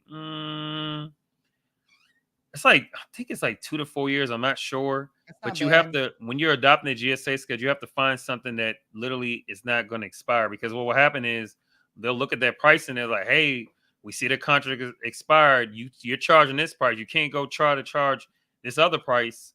So you got to make sure you have it out. So if it's what 2024, try to find one that expires in like 2028 or 2029, just to give you some room. Oh, so okay, so you're saying, let me make sure I understand. So for those who don't know, a GSA schedule, when people say I want to get a GSA schedule, basically it's like a catalog, it's like Amazon for the government. So the prices are there, just like you can sell stuff as an individual person or a company on Amazon. There might be 20 different companies selling paper towel, the same Viva paper towel. That's basically the same thing as a GSA schedule. So what you're saying is with the DC supply schedule, they people that need stuff in DC are going to basically, they're either going to use the GSA schedule or they're going to use the DC supply schedule. It's going to basically be the same. They're going to buy from either one. No, Am they're I going to saying use that the right? DC. No, you're doing it. No, you're saying they're going to use the DC supply schedule. So when you go into like their thing, they have something called Ariba. They'll literally have all. Ariba. Yeah.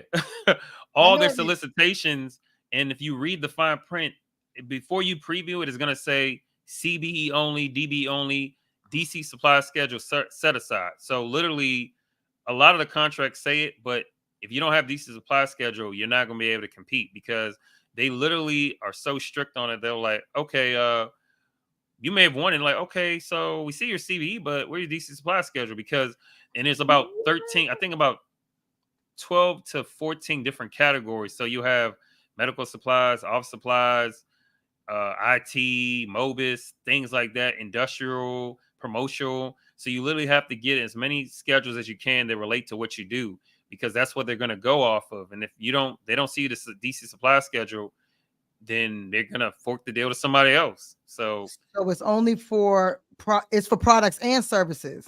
yes, absolutely. Yep. So basically, you're saying with DC, the only way to really win like a local contract is you have to have your CBE and you have to be registered on the DC supply schedule. Yes, What? absolutely.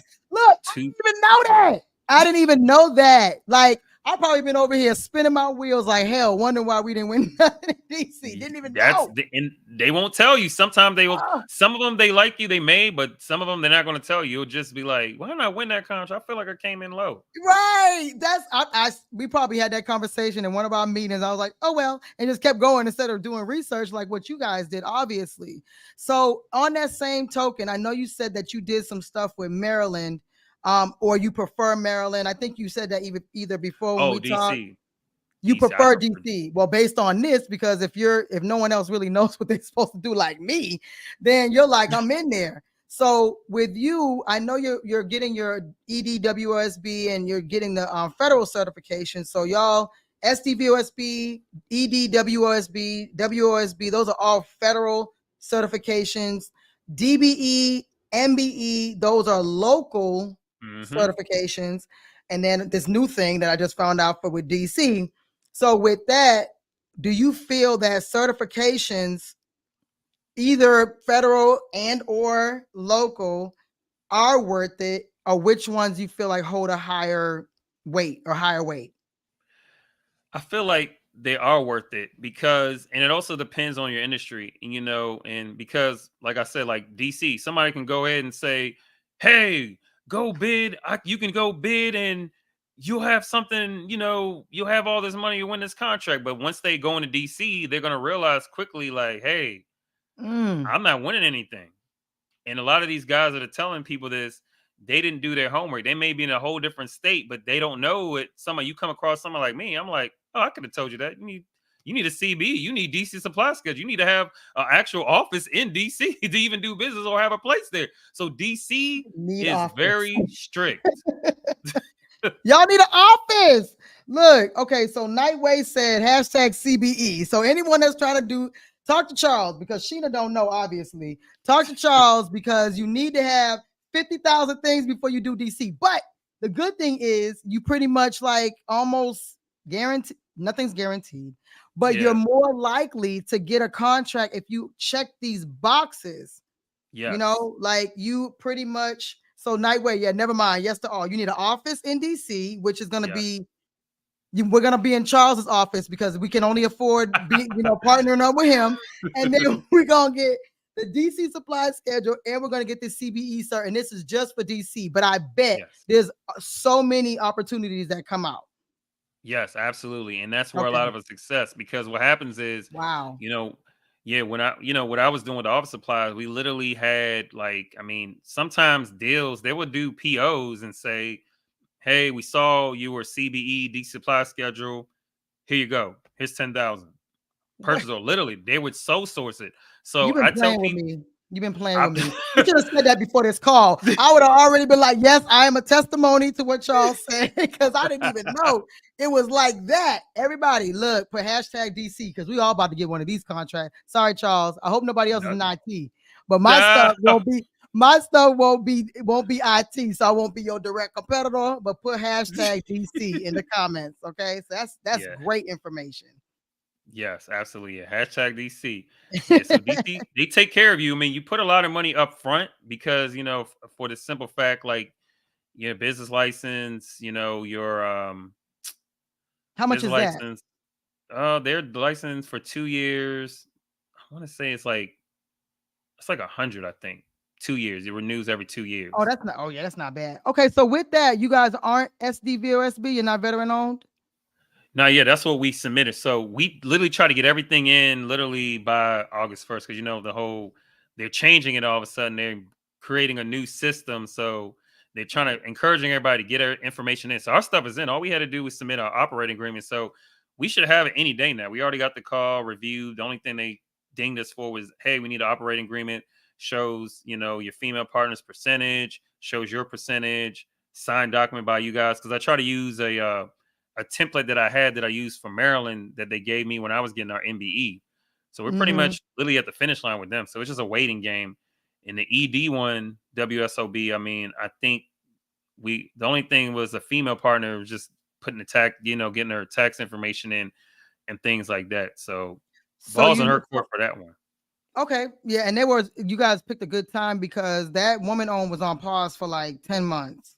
It was on pause, Wow. like it just opened up maybe April. So you guys picked a good time, and I think they're switching the systems and stuff. But so and any other veteran on the call or watch the replay, that business licenses are free for veterans. I haven't found one state yet, or one territory, I guess you should say, yet where it wasn't free. You just have to know what that location is going to require. So then it won't be any business license. So you guys got the Secretary of State registration, and then business license. Business license will be free. So That's good. yeah. So keep that in mind when you guys get that, and you go to have to renew or whatever. You don't have to worry about that for the business license. So okay, we got to get all these things. We're going to share office with Charles, and then for Maryland. Just kidding. Don't do that. Don't harass him about sharing office. I'm just joking, y'all. But for Maryland, so you feel like the certifications are worth it, even like with Maryland, with DC, even I guess all the surrounding areas and whatever states you want to do, right? So they're free, right? You don't have to pay for any of those certifications. You don't have to pay. I think when a lot of people get discouraged, it's the time that you put in, because I'm not gonna lie, that Maryland, there are fees. And I'm not saying fees like they're saying you got to pay this.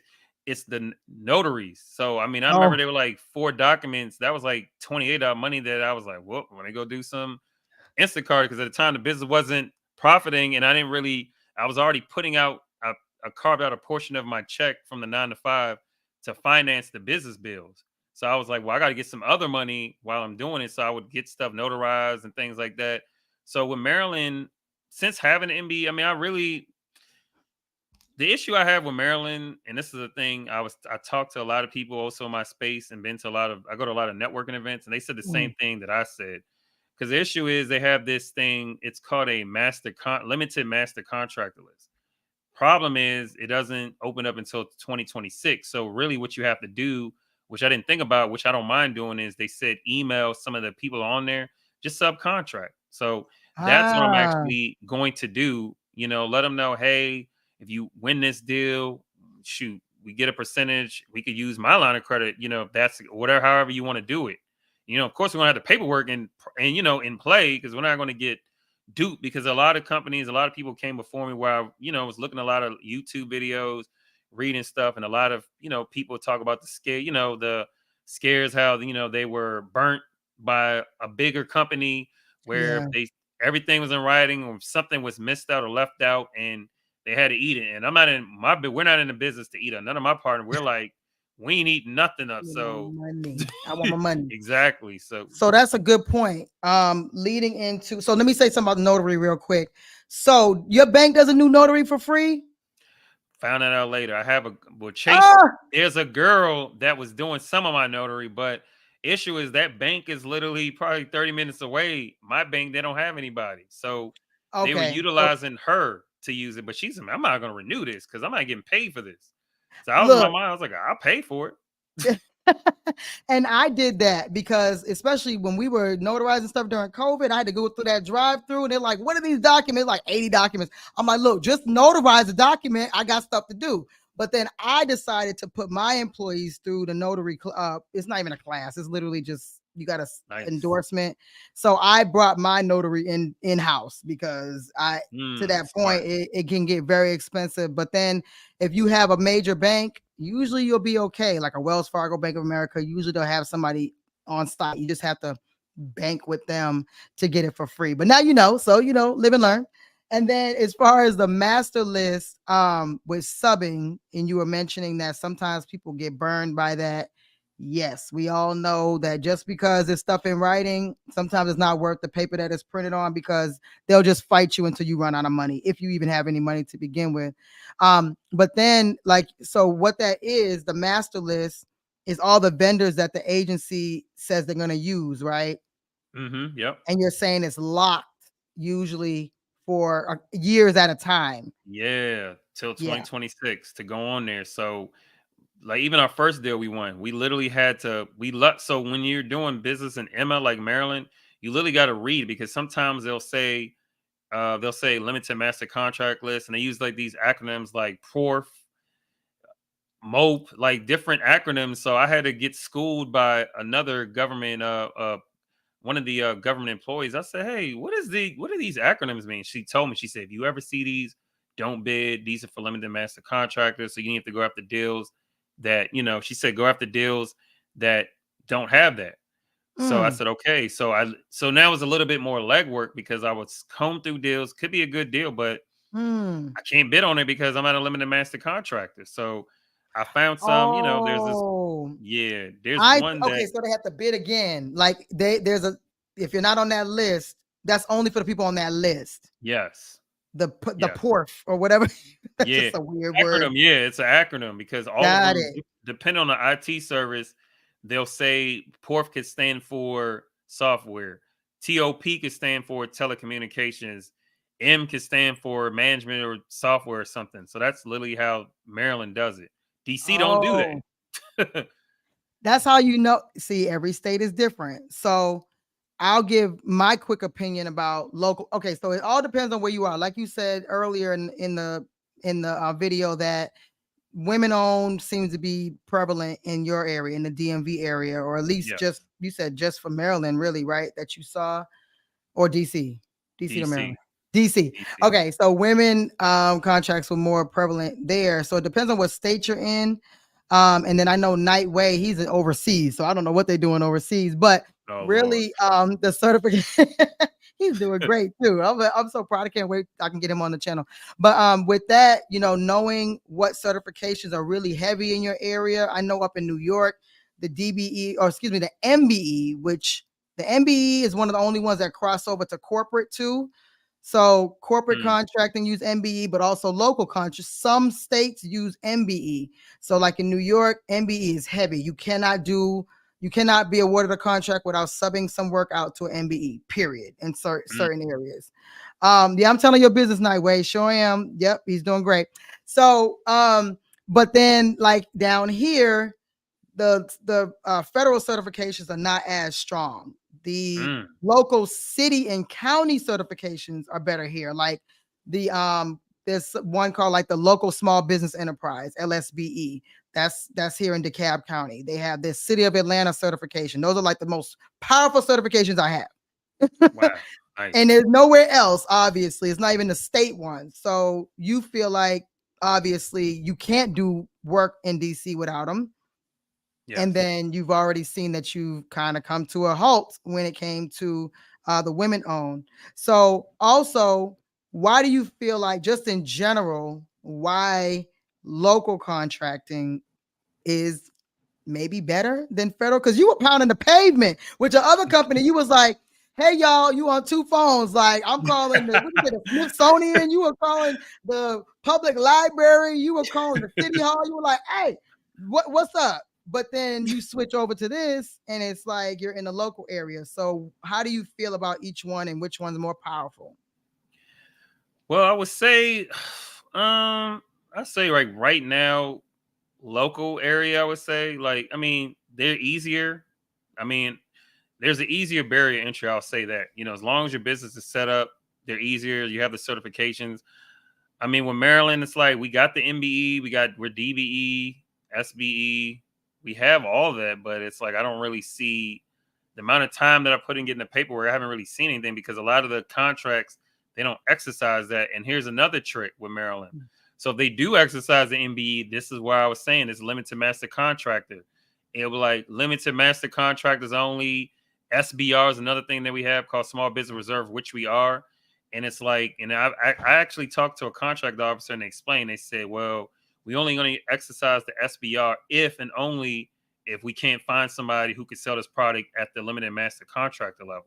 So I'm just like, this is already a waste. I'm like, you made me do all this stuff. And I'm like, what's the point? Never So mind. yeah. So I still bid on, Maryland stuff, but I'm realizing that they bid super, super, super low. So, and I already got kind of like some insight from some of my technology distributors. So I got some for them, I got some for them. I'm gonna have to kind of like take a hit on some of this profit, but I'm gonna have to stack up a lot of contracts to make up for it because it's just impossible. They bid way too low. And then I'm even hearing some of the guys going to negative. And I'm like, I'm not going to negative. I'll bid low, but I'm not going to no negative.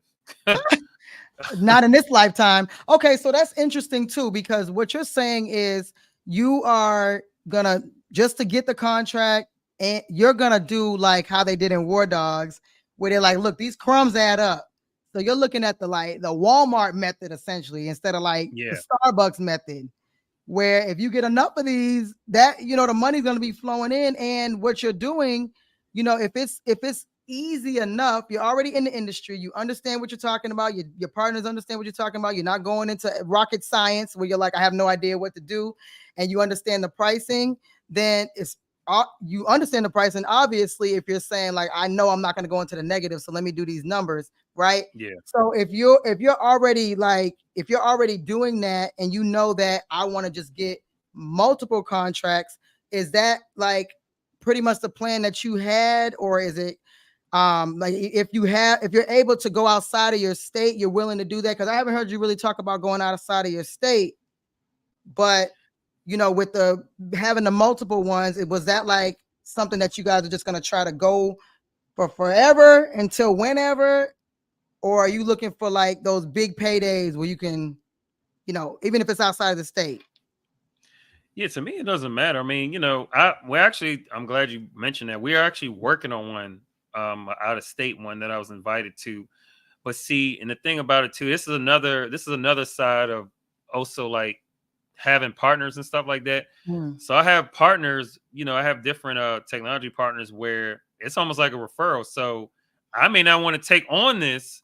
So I'm saying they have deals where they're like, hey, if you fork this over to us, referral, because we're already in the system. So I have somebody who plays like, it's pretty much the checks and balances. Okay, Invisitech brought this deal on.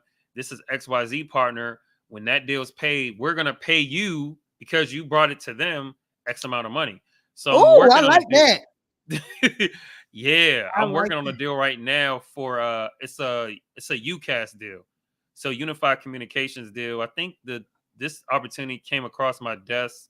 I feel like it was from like Florida or Illinois, somewhere. I don't know. I sent it to my technology partner. They say we could do this.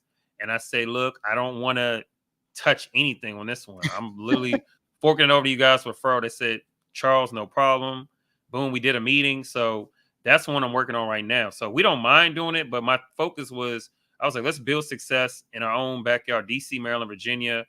And then we could start pivoting to different, states. I mean, I probably might get certified in Wyoming because that's where the parent company is. So I wouldn't mind getting on their vendors list, I mean, Wyoming, I mean, that's the only place I could think of, Wyoming. I mean, and if I did go out, battery. Okay, technical difficulties. Why are you doing that?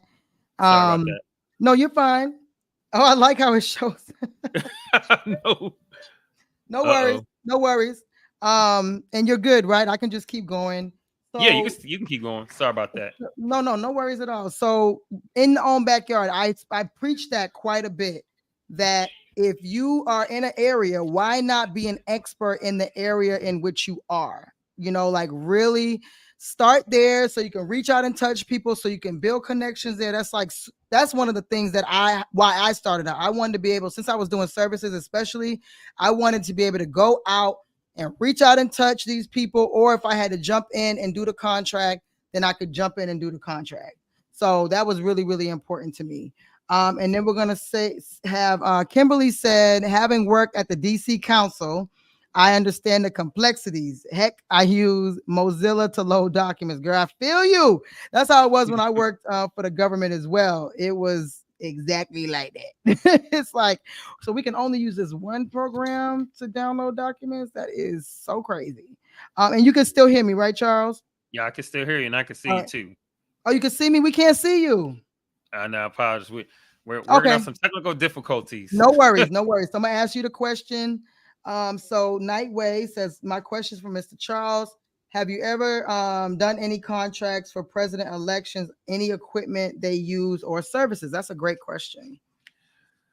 I think long time ago we did some opportunity, like long time ago. I think it was when Obama was coming in. I remember the deal that came across the desk was, I want to say it was like they wanted like 400 cases of a particular water. But of course we didn't, of course we didn't win it because they bid so low. And another opportunity they invited us to, I'm trying to remember what that one was. I think it was something to do with, I'm trying to remember what it was. It might have been like some pamphlets. It was something that we sold, but those deals can get kind of dicey. And, and then on top of that, my mentor at the time was like, well, we need to see if it makes sense, because we don't want to go super low and we're not making any money. So that's the only time. Fast forward now, I haven't seen anything yet. Right. So that, we had Brent Archie on here. He does supplies, and he actually sold pens during the 2020 election. So with him being in North Carolina, it was for that particular state. So yeah, those things can come up. So I know where you're going, Nightway. I'm picking up what you're putting down, because he's like, hey, what can we do right now? And so there's gonna be more. We can see you. Yay, hey. So you back. So what we can do, as a group, as a GovCon community, is start looking in your local area for some of the events that are going to be, if you want to get into this, some of the local events that are going to be surrounding the election. Like, are they going to be events? Are they going to be, parades, whatever? And I always think about the stuff outside of the thing, right? I'm thinking about, if they're going to have a parade, are they going to have porta potties? I haven't gotten to porta potties. Like, it sounds so crazy and so disgusting. I actually almost have a fear of porta potty, because I was in the military for 20 years. Oof. So I'm scarred for life, but I understand how valuable they are, because it's just a reusable thing, as disgusting as they are. But they have porta potties at all these events, or trailers, right? So I think about, if they're gonna have a parade, they're probably gonna have porta potties or trailers. Okay, I want to provide that for that event if it's an outdoor event, or if they're gonna need more paper products, because if it's an indoor event, more people are gonna be using the bathroom. I think about stuff like that, like the outskirts of the things, not just the pens, or just like you said, the pamphlets for it. Where people are gonna be filling up. If they're gonna, if I was in gas and oil, where are people gonna be filling up to drive around and harass these people to vote? I think about stuff like that. The stuff that nobody's thinking about. That's the kind of things I want to go after when it comes to the elections. But nonetheless, let's see what Recreated Designs. The DNC is in Chicago this year. What is the DNC? You know what the DNC is? Let us know what that is. The Democratic National Convention. Duh. Okay. I didn't know what we was talking. I'm thinking about a daggone government contracting acronym. Listen, y'all know I was in the military. You gotta say the acronyms. There's so many acronyms swarming around in my mind. So okay, we were talking about the local contracting, and you were saying that, yeah, you pretty much staying in your backyard, since you're registered in Wyoming with Kanye and them, that you might do something out there. Yeah. Feel free to come to ATL. We got a lot of stuff here. A lot of stuff.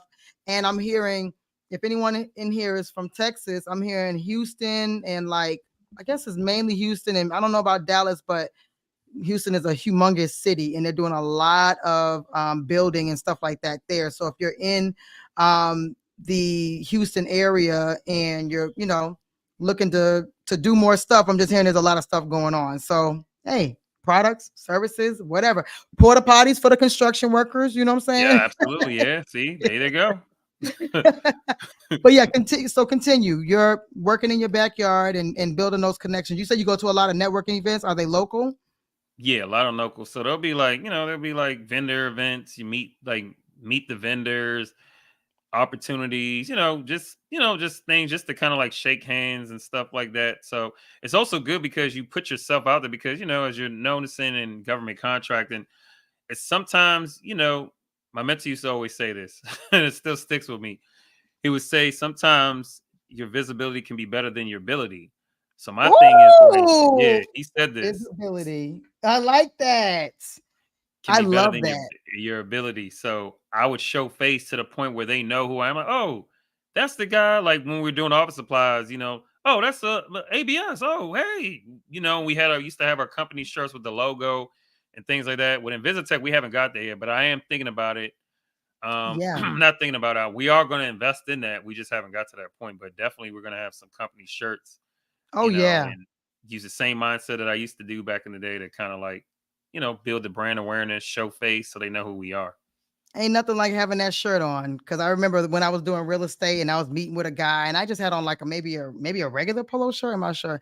But he had on this fly color. It was like a dark blue with the little logo. I was like, oh, I will never be caught slipping without my daggone logo polo shirt. It does make a difference. It sets you apart a lot of times, especially when it's yours. It's your logo, it's Yeah, your company. It makes you feel great, and it shows the professionalism. We're professionals, right? We're not doing this as a exactly. side hustle. So how many bids you guys have bid, but if you are not bidding as much as you would like, what is your goal?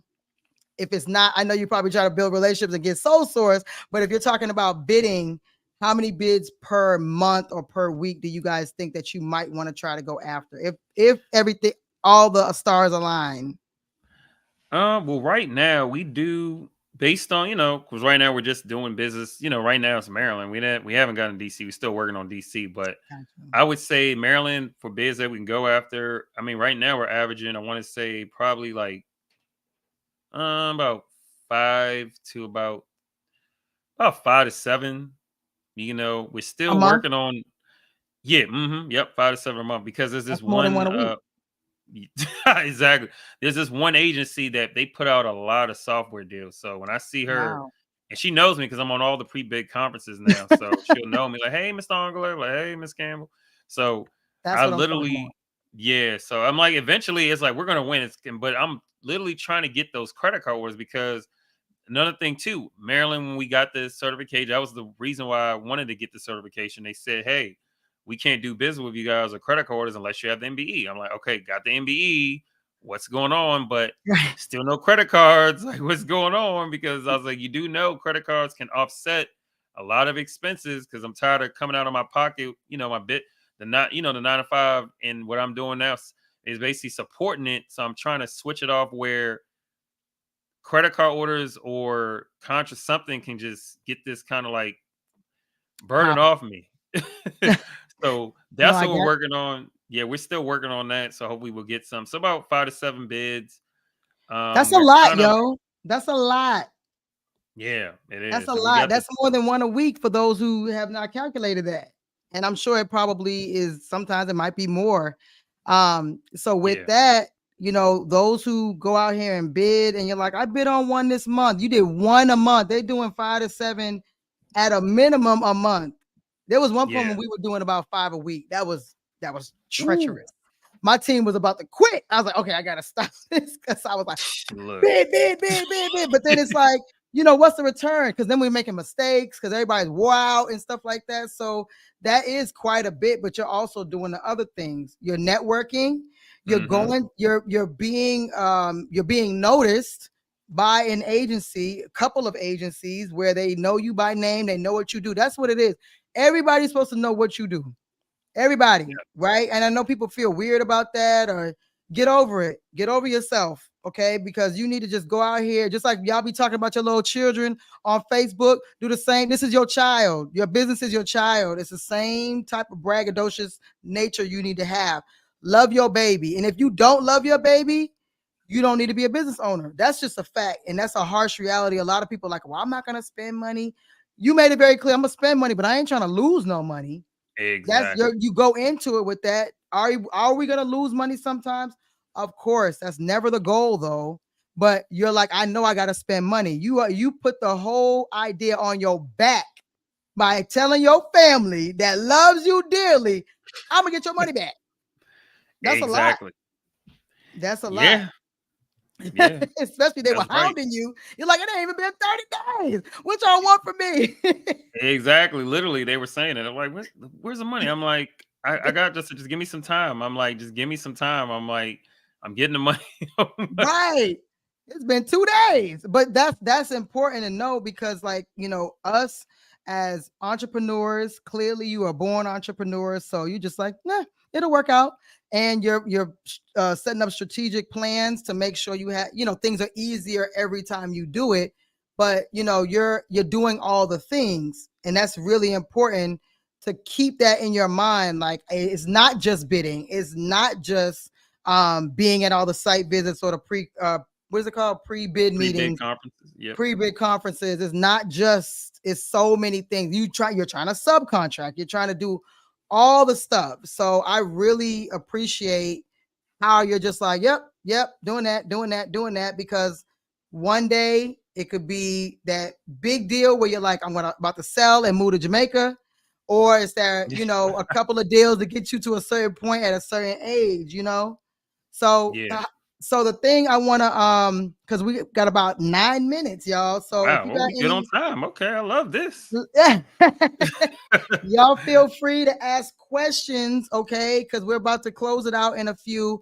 But I want you to share, if you can, like some really, really powerful lessons learned. You said a lot because you went through the OJT and then we call them learning lessons. I don't want to say failed business, but it's just like, the stepping stone to get to the next thing. And then you started something new, and then you didn't have a good partner, and then you pivoted. Like, there's a lot of stuff that you did in this period of time, right? Yeah. So do you have any like lessons learned you want to share, and or any like advice for people who are brand spanking or they're frustrated and they said F government contracting? Sheena or Charles don't know what they talking about because I ain't won nothing yet. So what do you want to share? So I would say lessons learned. I mean, when you're doing it, make sure you have the right partner. So I mean, I would say if you're doing a business, don't always go about it where you just want it me, because I feel like when you have a team, I mean, I brag about my partners. They don't even know. Every time I go out, I brag about them. Like, yeah, I got 2 other partners, blah, blah. So I'm already giving them free. I do it because, I love how we gel together. We're cool. We all have the same mindset. So pick the right partner. Mm. Also, when you set up your company, the lesson I literally just corrected, it's funny, last week, when you're setting up your company. So so I got 2 LLCs, but they're multi-member. I was only accustomed to doing business with single member. Come to find out, my tax lady, when I got my tax done, said, "Hey, you're going to owe about $1,000 in interest because you were supposed to file in March." I said, "Are you serious?" Quarterly, So she baby. luckily said, "But don't fret." She said, "You can actually file an abatement." I was like, "Really?" She's like, "Yeah, you can file an abatement because it's the first time you didn't know." So I said, "Let me see if this works." So I had 2 companies because we got Invisitech, the main company, and then we got a federal services division. So I said, "Hey, Mr. Mrs. IRS, hey, got my taxes done. I was told that I could file an abatement and there was some interest. I didn't know. I was used to using single member LLCs." She's, "Look, yep, we can offer that abatement, and we'll actually send it." And it was $1,000, like $1,080 for both LLCs.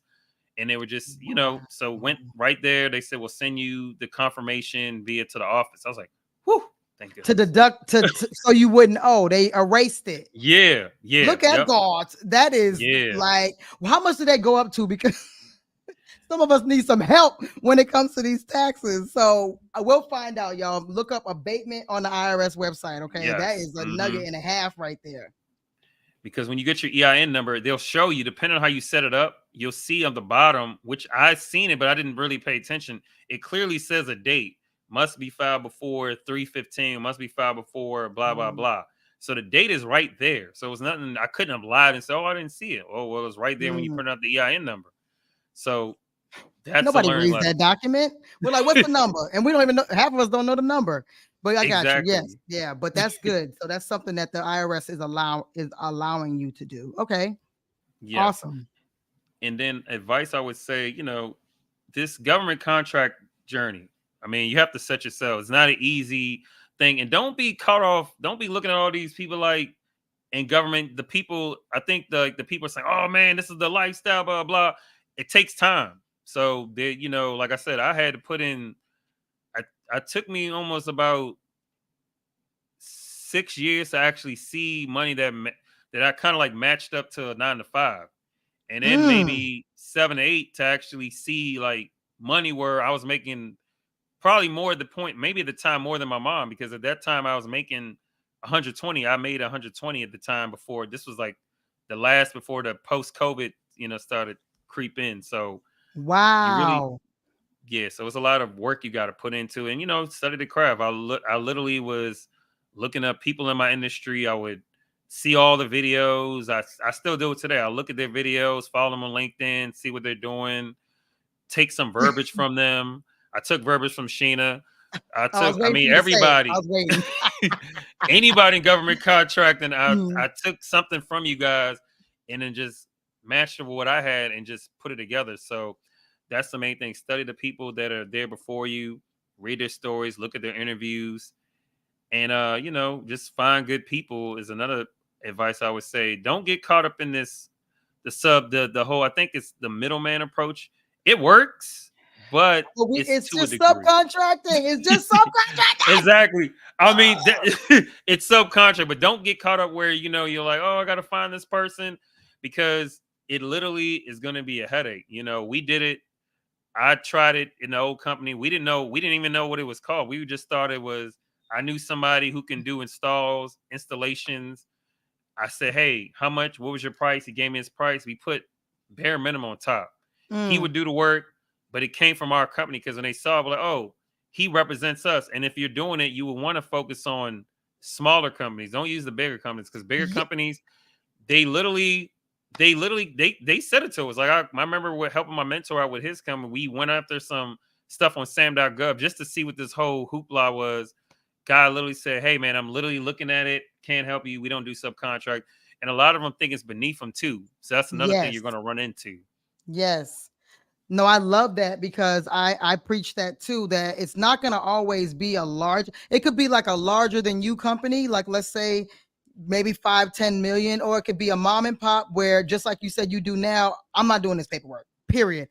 But with me, I got construction guys who've been building houses since they were 10, and they've been doing it for 50 years. They're not doing the paperwork, but they're excellent at what they do. So that's where in my mind, again, like you said, I didn't even know that's what I was doing. I'm like, I got a contractor that I use for real estate.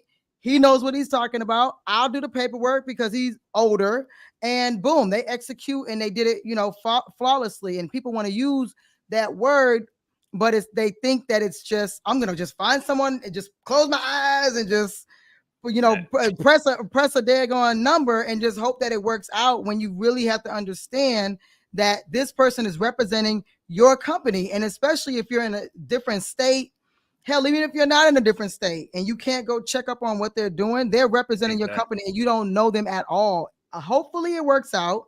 Sometimes it does work out, but you don't know that, and you're just letting someone represent your company. They can take the contract from you. They can disappear off the face of the earth.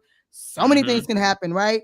So I'm going to address this real quick. So the Houston website, you just got to Google Houston, City of Houston procurement. If you're any city, that's for any city, any county, any state. And then which platform is best to contact him? I'm guessing you, Charles. I'm going to put his blurb in the description, how to contact him. So no phone number, but we're going to give his preferred email or his LinkedIn, and that's it. That's what y'all are going to get. But that's really important for people to keep in mind is all that stuff is not easy. It took me a minute to get my when I got my 6 figures, you couldn't tell me nothing. Same thing. I was making like, with my job, I was making like 180,000, right? Ooh. So I'm like, right. So I was like, this gotta be worth it, honey. And so that first check was worth it. That was the only thing that made sense to me. And to do it in 4 months and make 173 or 176, that made sense. you Wow. know, so to That's your impressive. point, most of my, and it was all luck. It was so much luck. It was divine. I've told my story a million times, but a lot of my audience is like retired people. They're professional people. They make 6 figures. So they're like, I got the money to, front this. I got the credit to front this. But to your point, what's going to make someone quit their job and say, I'm going to get this, $10,000 contract? Well, if you get 50 of them, then it might make sense to you. If you get 100 of them and you can get them back to back to back, it could be the purchase orders, it could be the credit card. So I love how you are really highlighting the credit card purchase stuff, because that's something that is not really talked about. And I was interested in that. I'm like, how can I get paid today? so Exactly. So there are agencies, you building that relationship, and that seems like the easiest way is building the relationship with an agency, and they're gonna buy just like they buy on Amazon, but they're gonna buy it from you, and that's services and products. So just keep in mind. And it could be, and he was getting 200,000 on the credit card. I ain't never had that. I had that, I think it was 38,000 or whatever, 40,000. You couldn't tell me nothing. But just remember, it's going to be different prices on each agency's credit card. So just always ask that. So if there's no other questions, I'm gonna let this man go because he has been generous with his time. Thank you again to my super chatters. Y'all are the best. Thank you, Nightway, of course, Oliver Queen, and my baby girl. I appreciate y'all so much. And if there's anything else, just go ahead and leave them in the comments later. You have any parting words? Anything else you want to say, Charles? I hope you have fun. I sure did. I appreciate your energy. Appreciate the time. I mean, the only thing I want to say to everyone out there is, just go for yours. If you're interested in the government contracting game, just really study people who came before you. Look at websites, look at logos. This is literally everything that I did. And, go to events. Nope. Well, Houston. With that, with that being said, we're gonna end. And Charles, just stay on. I appreciate everyone who stayed with us for the 2 hours. So until next time, it is your favorite veteran. Peace out, everybody. Peace out, y'all.